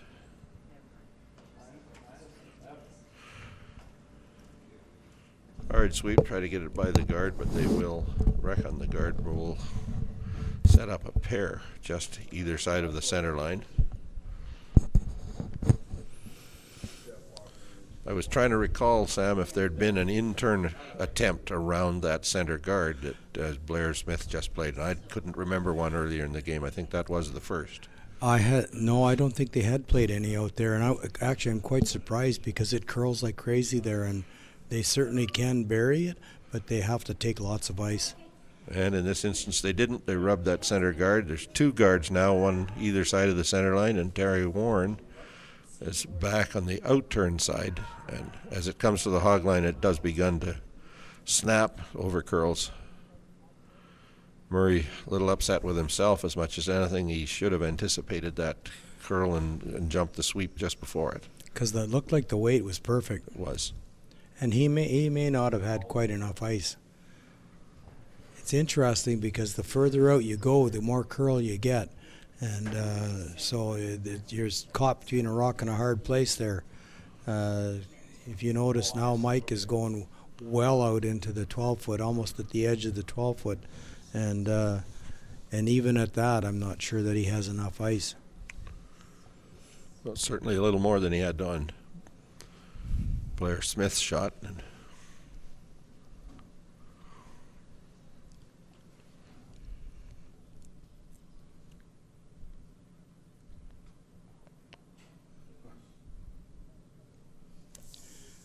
Yeah, from the outside in like that, it's almost like arena ice. You're getting darn near 6 feet of curl, which is typical of arena ice, not so typical of club ice.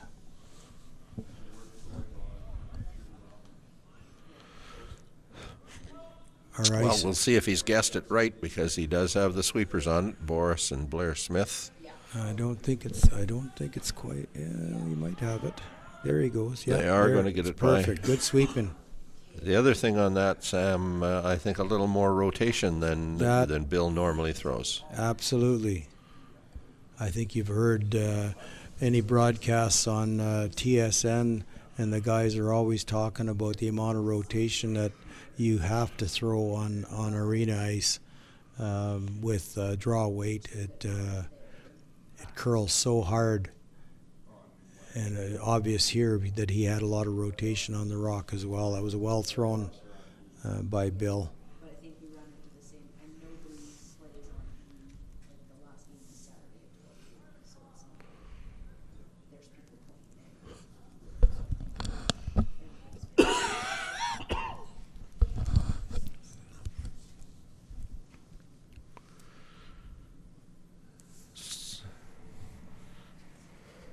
So the ask is to clear off a couple of guards. Outturn hit across the face of that one blue guard. Yeah, I think he's got it. Peels them both off.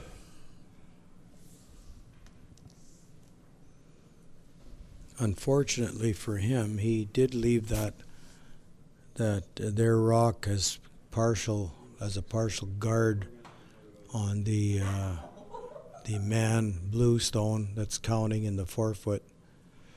So I think Bill will be asked to draw to the top of the 8 there, partially buried behind that red corner guard.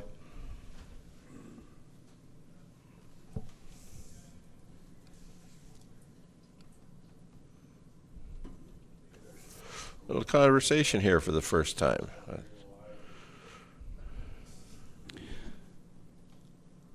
Well, the ice is a little tricky here. As you get closer to the center, it runs pretty straight. So he does not want to leave that blues rock open at all. Otherwise,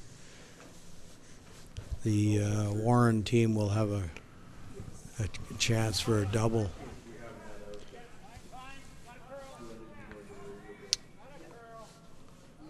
It looks like he's throwing it pretty well.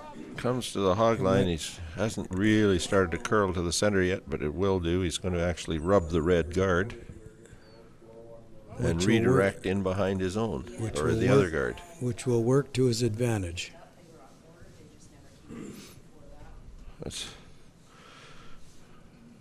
a bit of a break there for the man team. If they had not got that rub, they would have been right back to the stone in the 4-foot.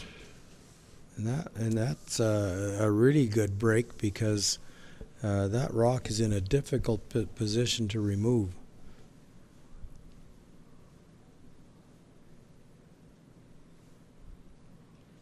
Murray knows the line here, so he should be pretty close. It will come off the line. Yeah, there it goes. When it comes off the line, it really Went takes well, off. but he's going to have a nose contact, push it right back onto the blue.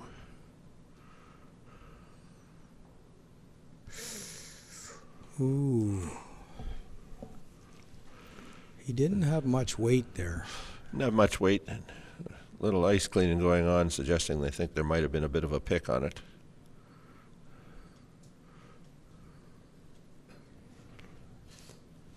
I don't know if it did or not, but certainly he was quiet with the weight. He was, yeah.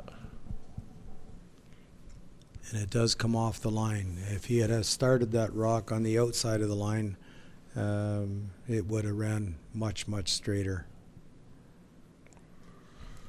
Well, whatever was the case, the red stone sits top 12 foot and 2 blue Mike Mann stones. 1 in the 4 foot, 1 in the back 8 foot. And he'll play a guard.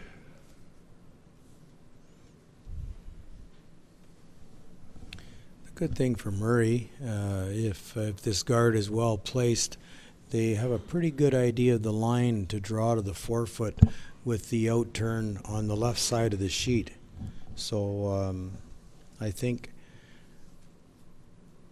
he's, because he threw that draw in the 4th end down that side when he was a little bit heavy. And it is the line that they've played several draws to the 4 foot. Mm-hmm.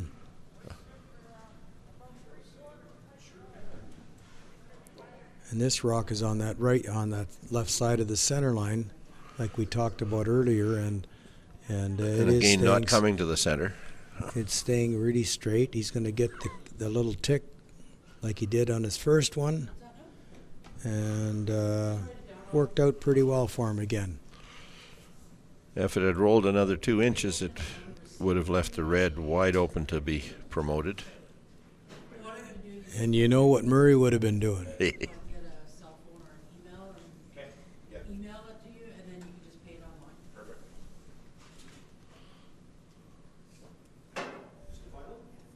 Semi-finals. Well, then the final, 1 o'clock. Who's in it?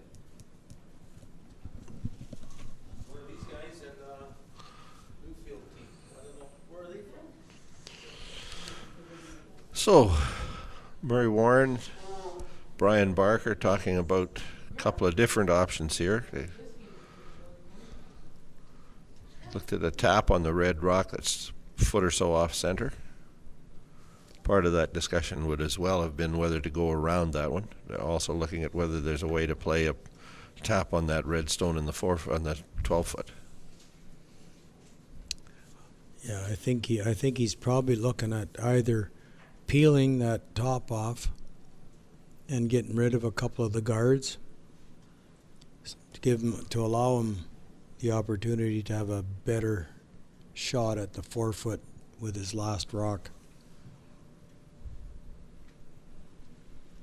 Because as was evidenced with Mike's first one, it's hard to place a guard in the right spot.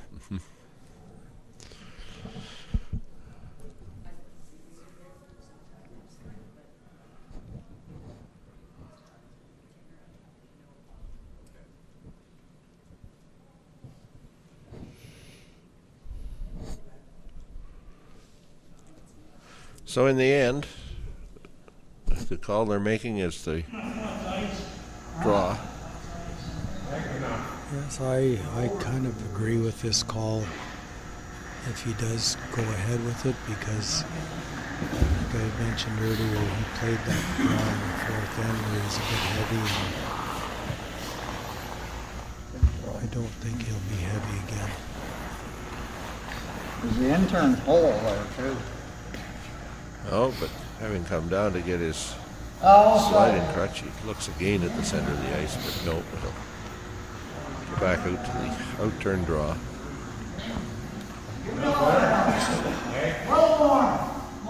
If I've been studying the ice properly, Sam, I'm going to say that this rock will run straight down until 10 feet outside the hog line, and then it'll begin to curl. Boy, once it goes, it'll be jumping, that's for sure.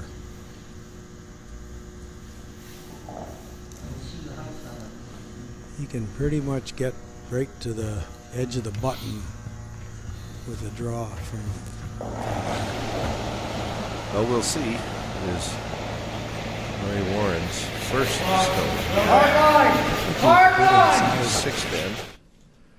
Terry on it right from the start. Keep it straight, get it past that Is he guard. guard? And it's from the hog line in where it begins to snap. He will get it by the guard.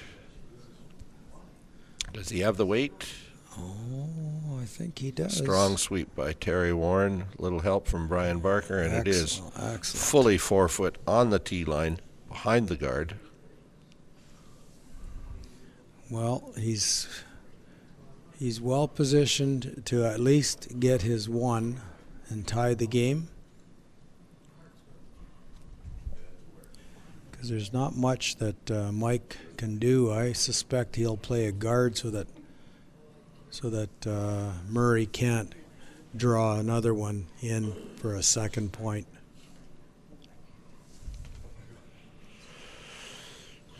Well, that may be where he settles eventually, but right now he's looking at various options.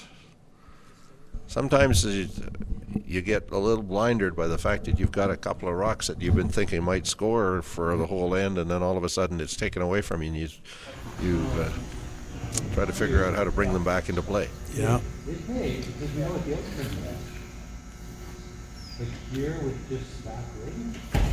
The only risk is we. Another interesting shot for him would be the draw around the intern draw on the right side of the sheet, because it curls so hard. I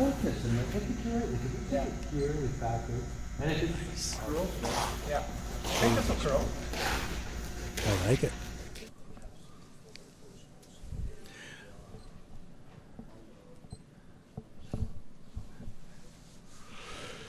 Well, Greg just showed us the time, the hog-to-hog time was 15.6, which is keener than Briar ice. So I'm so pleased with our ice makers.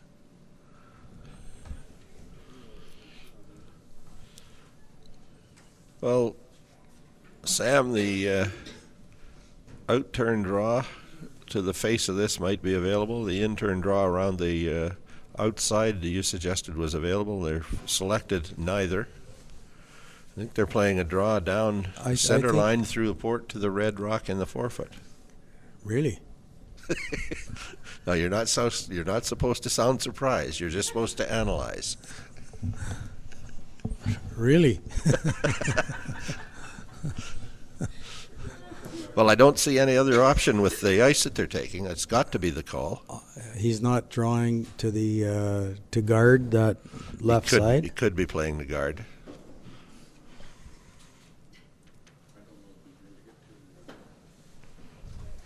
I don't believe they're playing the guard. The real danger of this is him opening it up. He is going to be on that red one, roll back across center. It is going to be now wide open. Again, really? Clearly thought there was a path Yeah, to that center okay, line. come to my. He With the did. in turn to the shot stone. He in the did, edge of the I think rightly so. If he had I'm not sure if he turned that in a little bit. And Mike's such a great drawer that he's quite confident in his ability to do that. But the only thing that has been accomplished is the red guard has been moved to the outside, so they have to change the ice on the draw to the 4 foot circle. Yeah. That It's still not an easy draw. that out turn draw, once it starts to swing, they're going to have to be really careful not to get to the red rock on the top of the 12-foot. If they do get past it, however, they got backing in the back of the 4-foot. That's right.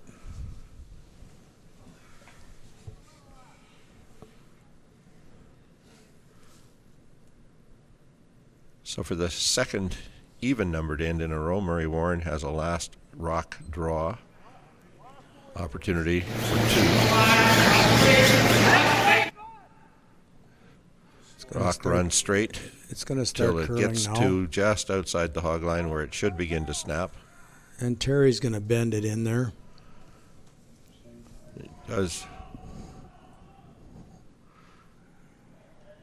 Think he underthrew it.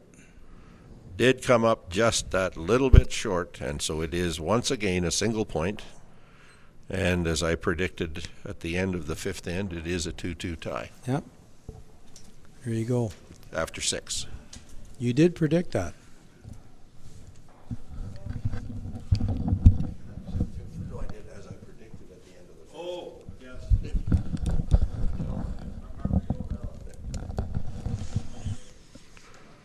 Yes, I would say opportunity lost for Murray in that end.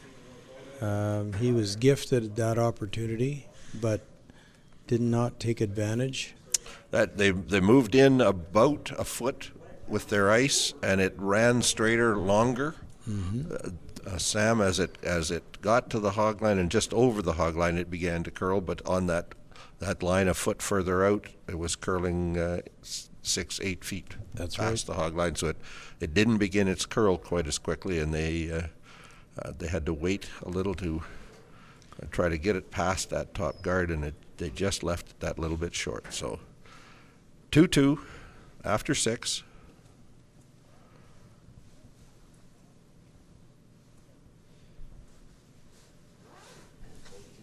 Warren will now throw the center guard. And whatever happened here, that rock Picked it right in his hand.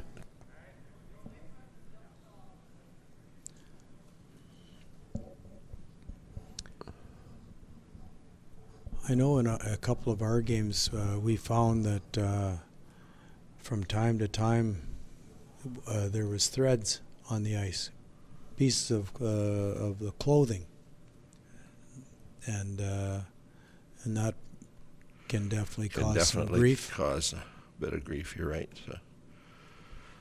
So with that first Warren stone now sitting behind the rings, Mike Mann is going to go to the in turn.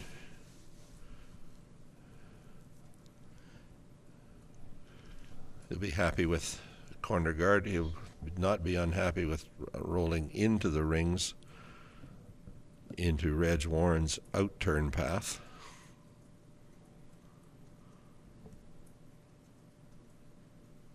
Yeah, I think he'll be happy to play in the rings and hope for a blank this end, or conversely, if he ends up with a guard, play for the deuce.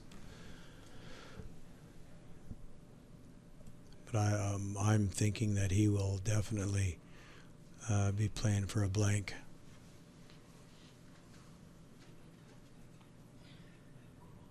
I guess nothing's definite, Resby, but well, that would be the logic to try to have Last Rock playing the 8th end. Mm-hmm.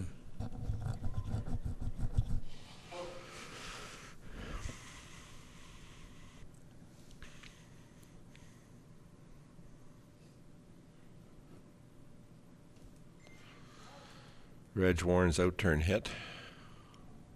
He threw that a little bit out, but I mean, it'll curl from out there. So I think he'll end up with a dandy. Yep, he's going to get to the nose of it. A little inside roll.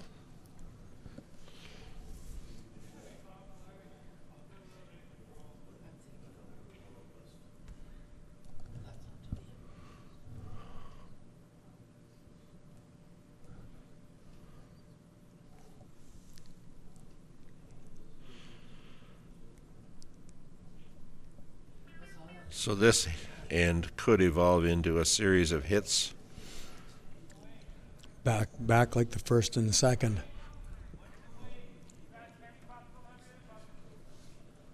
This is Larry Boris's second shot of the end. He'll make the first hit roll just a little, but mostly nose hit.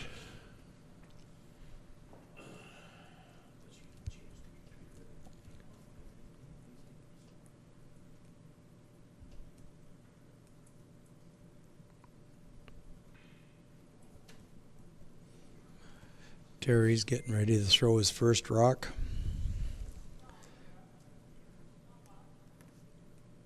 I think you'll see a little more weight on Terry's than you did on Reg's. The hand signal from Murray just reminding Terry that he wants to keep the weight up on this. Terry doesn't miss too many hits. But even with that weight, it curls in nicely to the nose.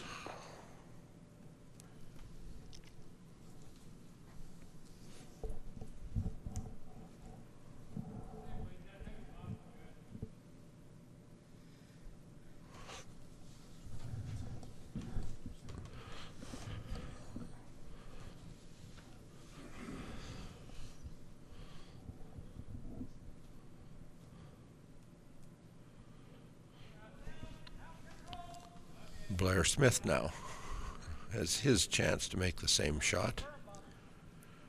Blair threw that really well. They certainly have this line figured out.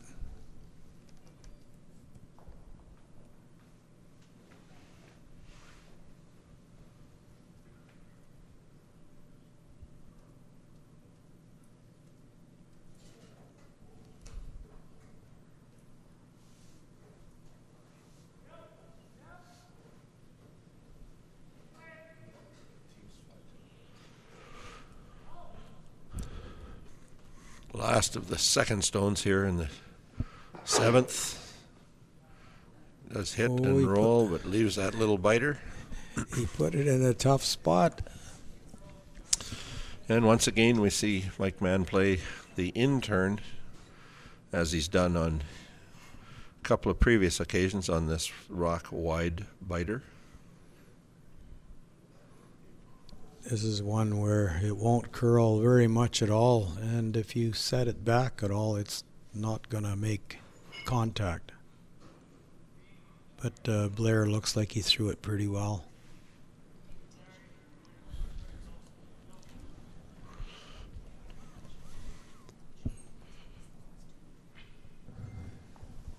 Ooh, not. It stayed right there. Just ran straight down, and it did.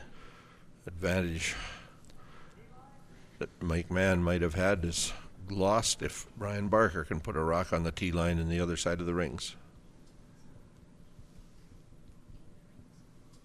Yeah, that was unfortunate for Blair. That spot is a really tough spot to hit in.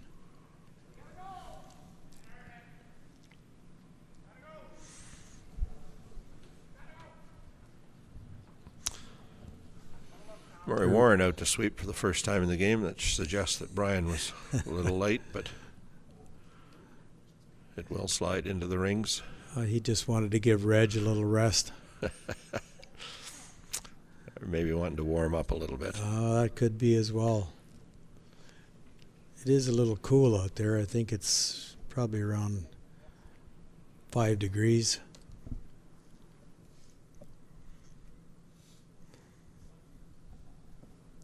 Try to keep the ice shed temperature at 5 degrees all the time.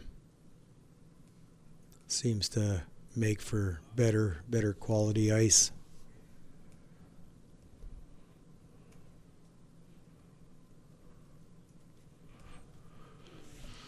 Bill Menzies, his first stone here in the seventh.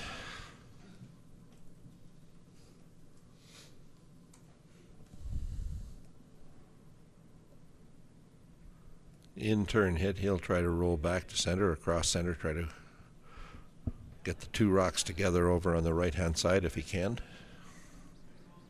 It's going to curl a lot.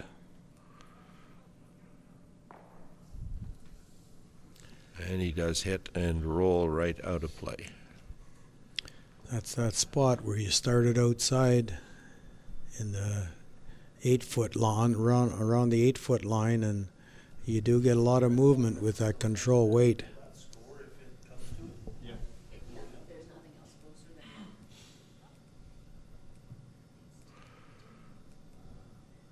that. Second out turn draw of the end for Brian Barker.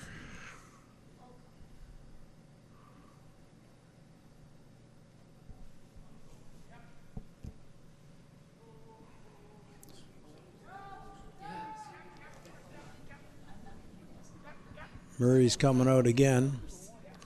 And we did hear him give the holler at the outset as he was coming out. Did he pull it into the rings? Yes, they did. They got it into the top of the 8-foot circle. Terry had to lean on his broom pretty much the whole way, but they got it there.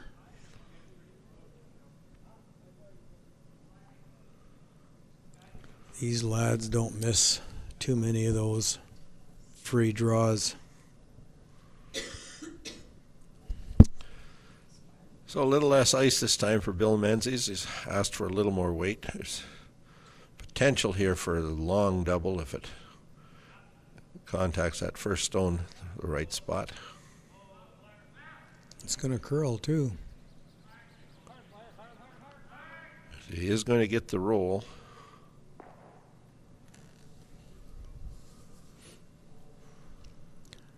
I think Murray will take the out turn. Yeah. Skip rocks to come here in the 7th end. Tied 2-2 semifinal game. Curl Manitoba's Credit Union's Masters Men's Championship. Final or semifinal game. I just want to put a plug in for Shaw as well. Shaw has been so good to us and allowing us the opportunity to bring this event to you in live stream, and particularly thanks to Paul for doing all the work and setting all this up and taking the time to be here for every draw. We really appreciate it and thank Paul and Shaw Cable. It has been a big undertaking. Long days for Paul. He's a one-man show. First of Skip's rocks here in the 7th. An out turn hit by Murray Warren. Wants to curl to the nose of this rock. Roll a little bit back across the center line. Maybe sets up a double. Yeah, I think the double is there, but it's really steep. Even if he rolls over towards that other rock that's biting the 12-foot, I think he'll be happy with that.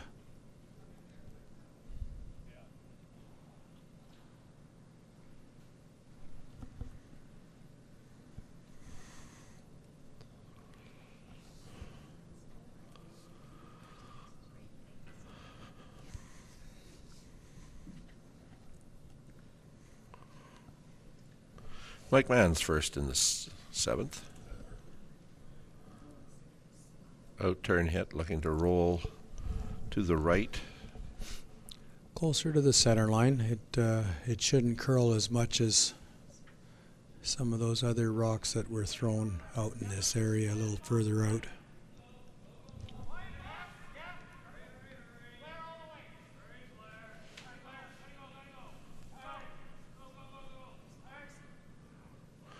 He is going to get to the nose, in fact, across the nose a little bit. Pushes the red stone out of the rings. And yeah, he threw it very quiet. With his final here in the 7th, Murray Warren will look for a nose hit or a little roll to the left off this stone.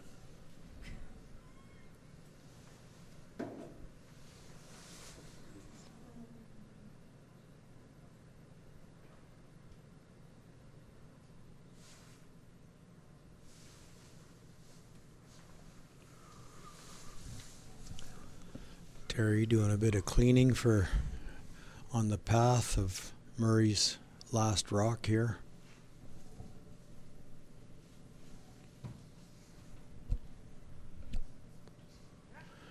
Murray's one of the last guys to have the big backswing. Murray and Terry, both. Yeah. Hard sweep all the way down. Is he going to be able to hold it in the rings? Yes, Yeah. I would say. Going to roll Yeah, very wide, so there will be two, forcing Mike Mann to play hit and stick for one or draw for one. Either way, Mann is forced.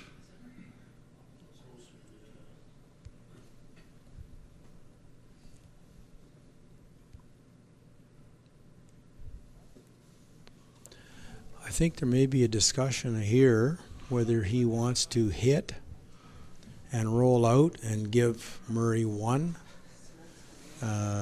or hit and stick and take one.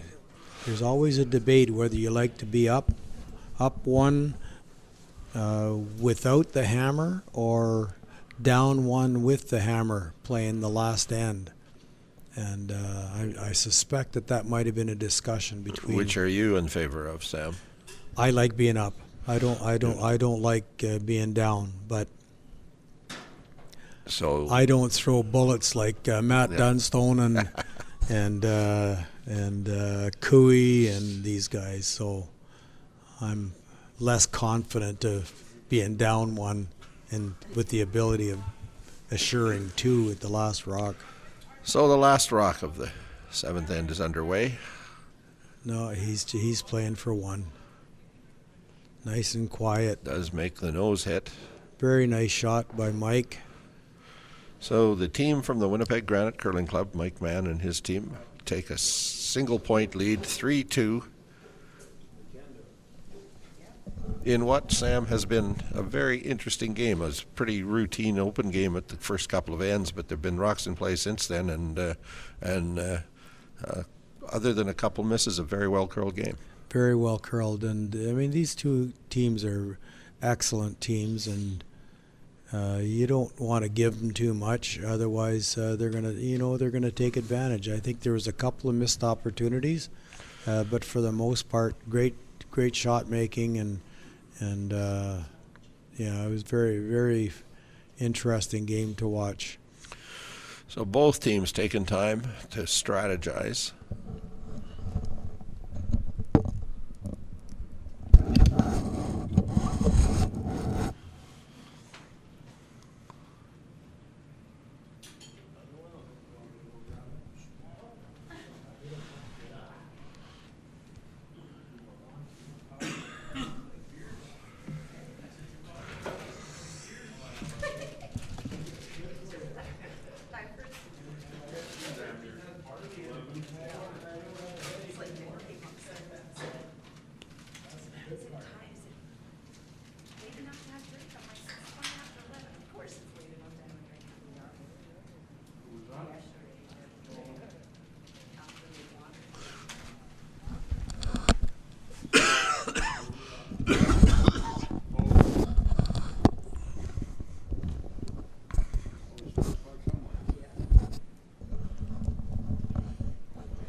So up one, Mike Mann, his team from Granite will play their first rock right into the 4-foot. We should have been bringing them down to you. Their early objective here, Sam, will be to try to force Warren to take a single point. I think so. I don't think they want to gamble too much and have too many rocks up front. They don't want to give Murray the opportunity to hide anything behind guards, I don't think. I think they're going to be playing in the rings, yeah. So what's Murray Warren's response to a draw to the 4-foot? What's his first call? Oh, I think he's playing a corner guard. Whichever one he's more comfortable trying to draw around. What did he do? Must have been a burned rock. Oh, that's a big break for the Warren break team. for sure. Oh, that's too bad. I don't know who might have burnt it, but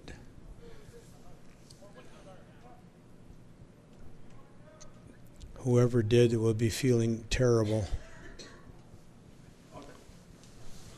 Well, looks like umpire Greg Maywood is going to join the discussion.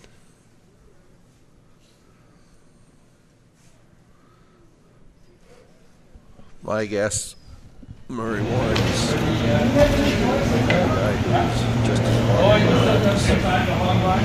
man team is.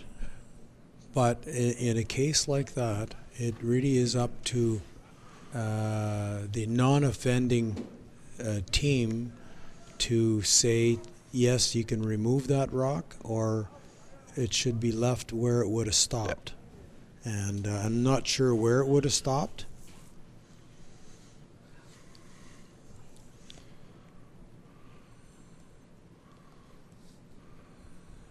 But they've come to some decision now with umpire Greg Maywood having informed the two teams of what decision they could have made or did make. They had it reversed. They thought it was inside the hog line, you take it off automatically, and outside the hog line, continue on. Outside the hog, between the hog lines, stop it, take it off. Inside the hog line, non-offending team has the option. So they burned it outside the hog line. They burned it inside the hog line. So Warren didn't want it left in the rings. that's correct. So there's the clarification. The rock burned outside the hog line is automatically removed from play. And inside the hog line, it's removed at the discretion of the non-offending team. Perhaps if it had been left as a guard, the Warren team might have left it, but it was in the rings, and they exercised their option to have it removed.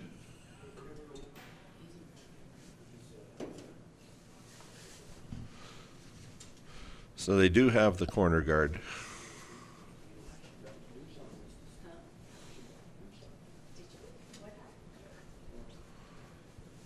You know, sometimes in situations like that, the sweepers know the rock is going to be where they want it, and they lose focus for a short bit of time, and accidentally come in contact with that stone, and that's really unfortunate.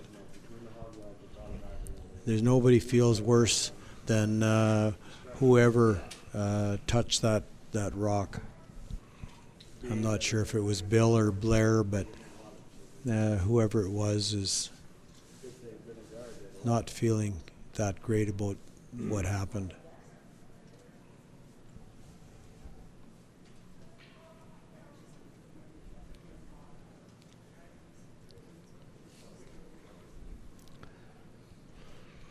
Well, with the corner guard, Murray's asking for another, either freeze to that blue that's counting, or just slightly in front of the rings so that the McMahon team or the man team can't remove it from play. so at this stage, Murray Warren is all out for a score of 2. He certainly is. Change his plan if he has to later, but he's looking for Reg's rock to be nose frozen. Not unhappy with the guard, but if it's frozen right on there, Just like that. it's the same effect in that the man team can't knock it out of there without.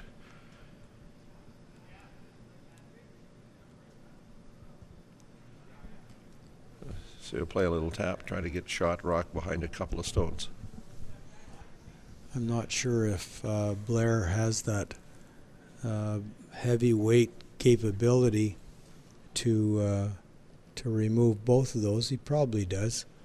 He's normally at this level, the seconds can throw the high hard ones, but Mike is not asking for that. He's looking for a tap. We're going to push that blue stone from the top 12 foot back into the 4 foot, hopefully with a couple of staggered rocks on it. has done just that. It's pretty nice.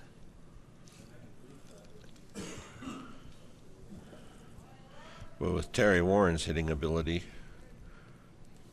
this red rock will drive onto the blue rock. Needed to be pushed another 2 feet deeper. I think if he hits it on the inside, on the outside, it might, that drag effect would come into play.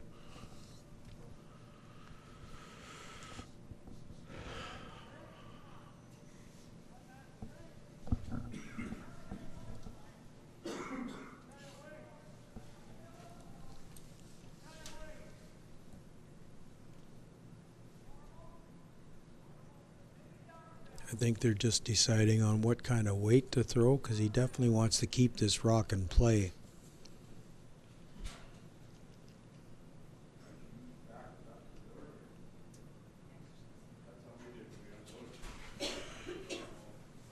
Terry Warren's first rock of this 8th end underway. Out turn hit.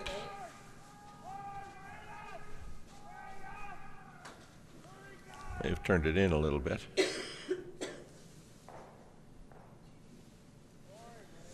Yes, he was really hoping to keep that thrown stone in play.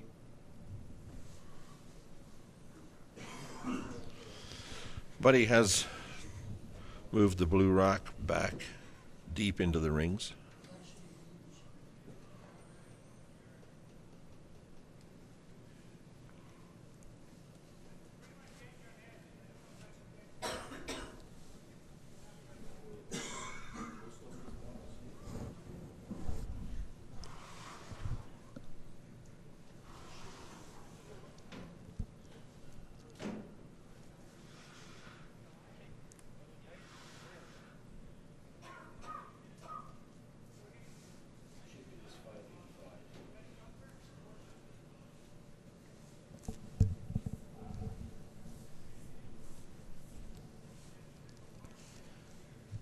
They're trying to decide whether they want to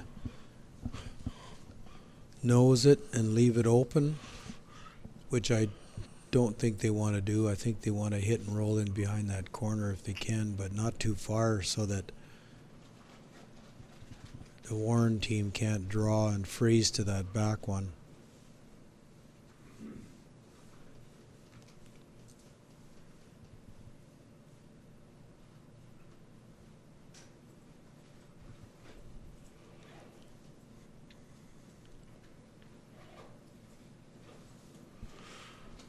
Mike Mann and Bill Menzies talking over the options. Clearly, they agree that a roll is desired. Just determining whether they want to roll under the guard or roll wide open. I think rolling wide open is preferable, but in doing so, the chances of jamming on the back blue are pretty great. If he hits it thin enough to roll and miss that back one, he's probably rolling out. Blair Smith's out-turn hit is underway. We'll see in a moment. And he's thrown it down the center line, which won't curl very much.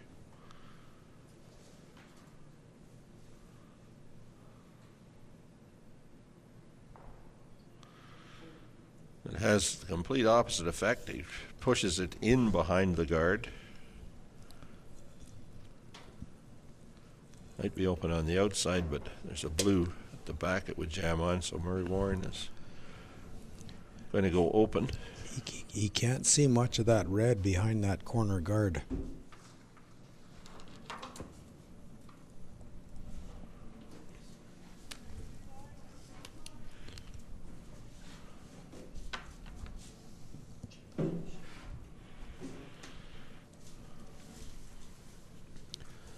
He's drawn to the wide side. See, as he'd like to get out full 8 foot, even out as far as the edge of the 12 foot.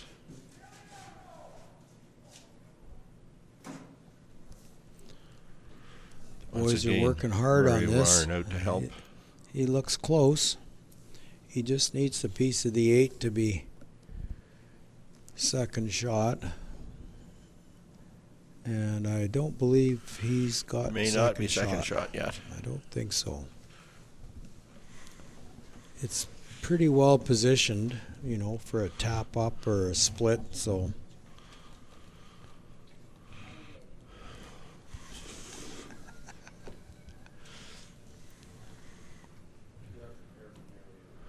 Pretty well positioned for a double kill as well. Yes. Yeah, there's a double there for sure. And that'll be the call, it looks like, or at least certainly that's the strong indication here.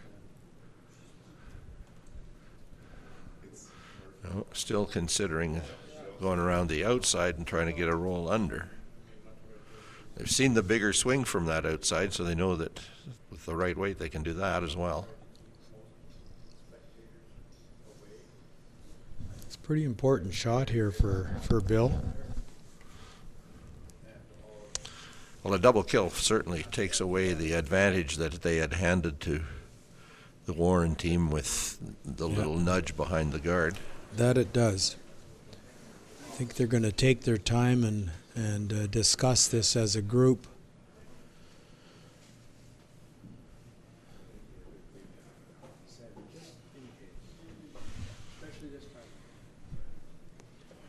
I think they both, certainly Bill and Mike, both feel that this is a really important shot.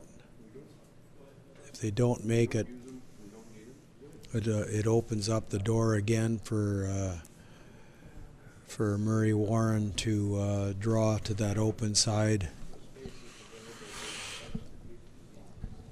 Well, it looks like they've settled on the call, and the call is going to be the wide in turn. He's trying to playing get past the guard and push the red out the back past the blue and roll under the guard. Yes, I mean this is a really tough shot. It doesn't look that hard, but it is really hard because it moves so much from that outside. Because the jam on that back blue is a real possibility. Very difficult to roll underneath that corner guard.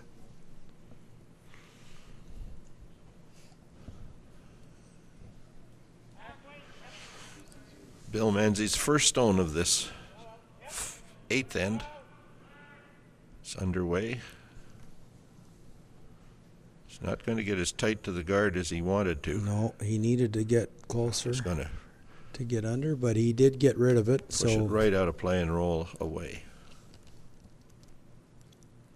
Murray has a decision now whether he wants to draw around that corner or play the split on that red that was just thrown previously by Terry. And he has certainly made a decision to draw behind the corner, which is probably the wise decision at this point.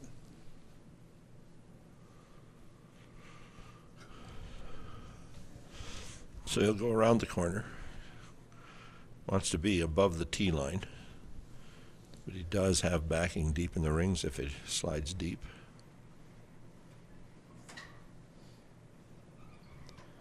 And here's where it takes so long to come to curl. But once it does go, it does curl pretty hard.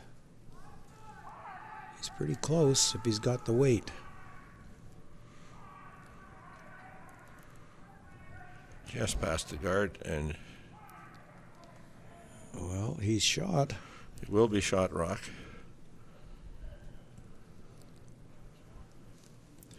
Very hard to bury a rock there. That's the...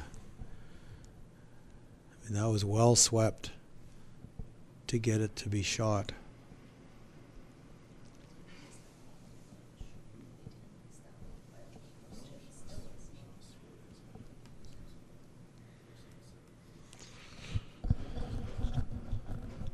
Mike is thinking of possibly running that corner, but the red shot stone is certainly open for contact. You want to, I think, play the hit on that shot stone, roll over behind the other red stone. If he does get a little narrow, he rubs the guard.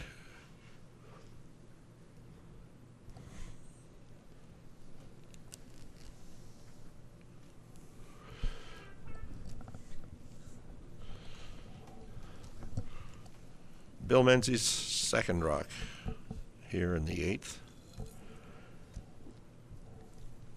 The Bluestones, the man team from the Winnipeg Granite, lead 3-2.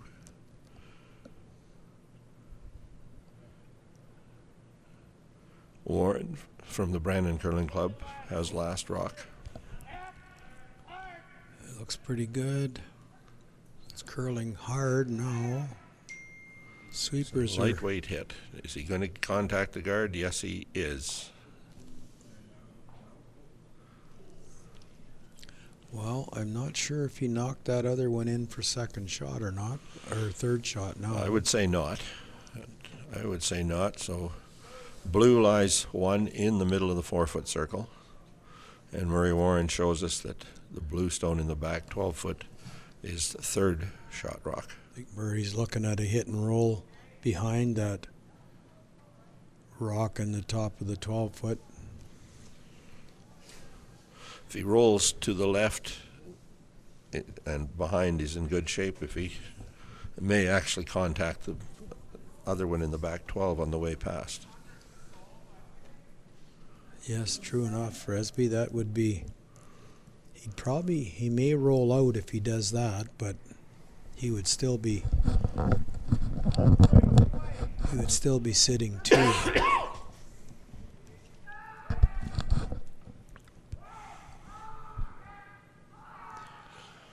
Strong sweep by Terry Warren, but he's going to get right to the nose of that shot rock in the 4-foot.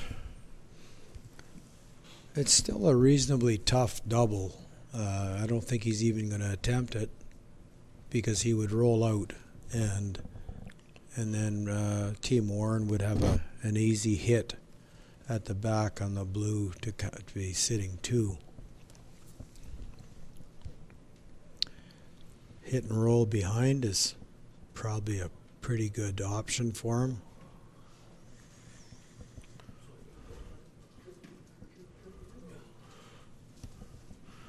In this instance, he doesn't want to be dead behind because it'll leave a short run back, which could take out both of the blue stones. So Yes, he wants to that get a would- little angle either inside or outside that red one, top 8-foot or top 12-foot. That would be a worst case scenario for Mike, for that to happen. But he's moved up to the top red stone. He may be hitting and trying to roll in front of that red. I'm not sure what he called there. I didn't. We were focused on He his could be original call of the hit and roll. But I think he just going to play quiet, wait, and hit and roll. It will move from there.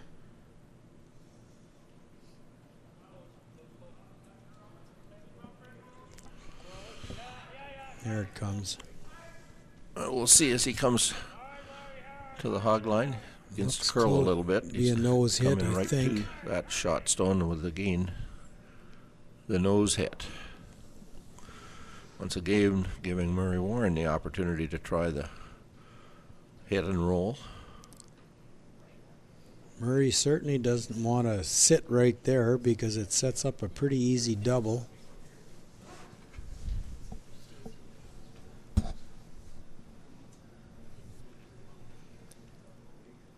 Easy for these guys anyway.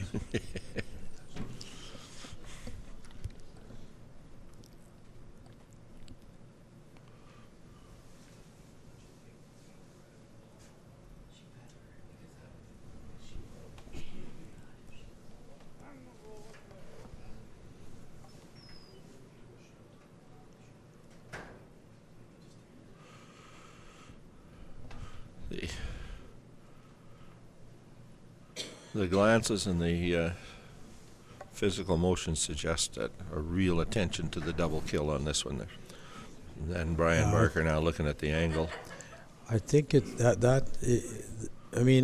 believe if he makes the double, the game is pretty much his. But if he noses it, I think the chances of extra end are really good.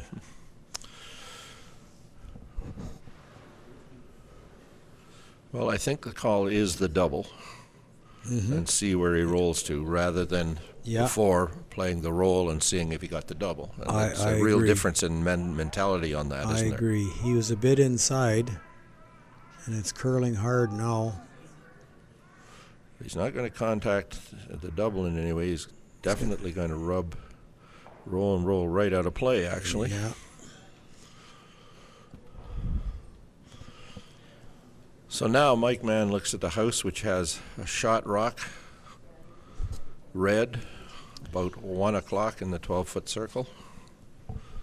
Second shot, blue, about 5 o'clock in the back 12-foot. Third shot, red, about 11 o'clock in the top 12-foot. So interesting here, Resby. If he knows hits, Murray has a chance to come to that back one and count 2. If he hits it a bit on the center line side, he jams it on the back, and a wide open hit for 3 for Murray. So this is not an easy shot for Mike. Sits wide open in the 12-foot circle, and you're just not 100% sure how you want to hit it. That's right. Yeah. I have no doubt that Mike can make this shot, but it's not an easy one. Not as easy as it looks, anyway.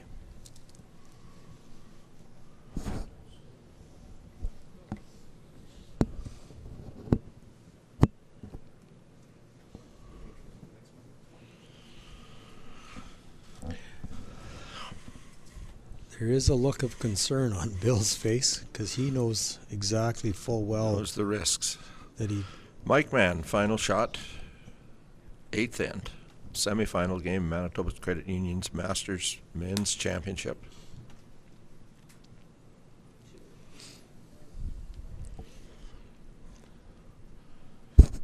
Out-turn hit. And it does curl here.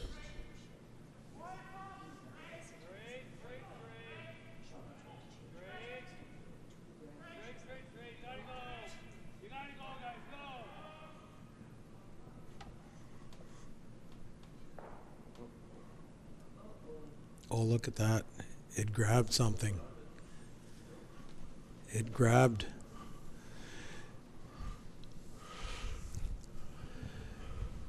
Just as it was coming towards the face of that blue stone at the back, it changed rotation, and I do believe that Well, Brian Barker is indicating the rock at 11 o'clock in the 12-foot circle is second shot.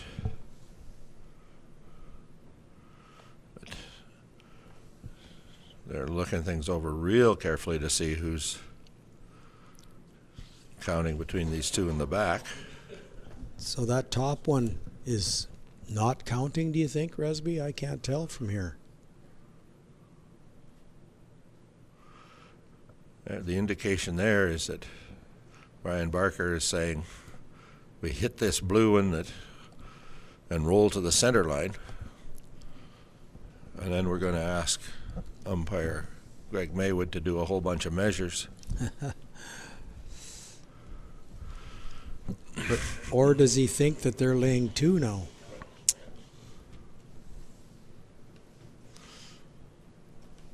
Brother Reg, for the first time, is making his way down the ice to find out what the confusion's about.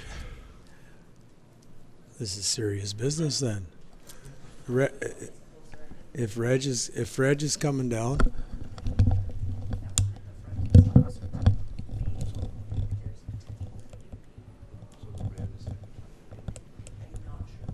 It's hard to tell, but that one, That's one in the top corner. it's even was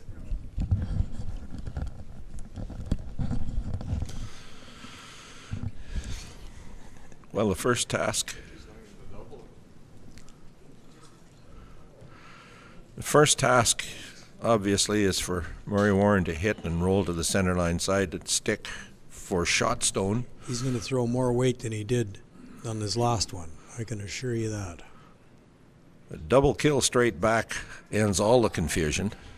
No, he's not going to get any of it. He threw more weight. Upped his weight.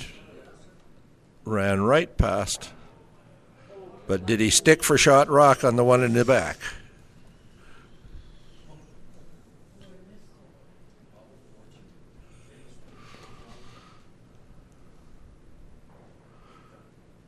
So now they have to measure a completely different pair of rocks than they anticipated measuring. Yeah, he picked up his weight on that one and stepped it up, thinking all I have to do is hit it, and it ran straight down the center line. Very lucky to have his own there in the back of the rings as a catcher. Absolutely. And this time, umpire Greg Maywood will be the guy making the measurement.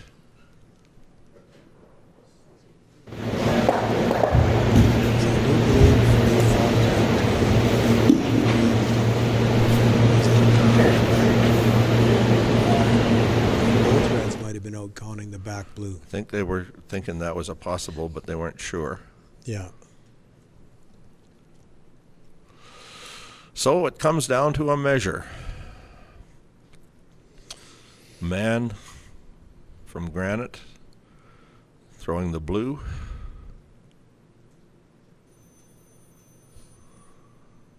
Warren from Brandon throwing the red. Missed the hit. Jammed on his own rock in the back of the 12-foot circle, and now the question is, who wins the measure? Is it going to be an extra end, or has the Winnipeg team won and earned the opportunity to go on?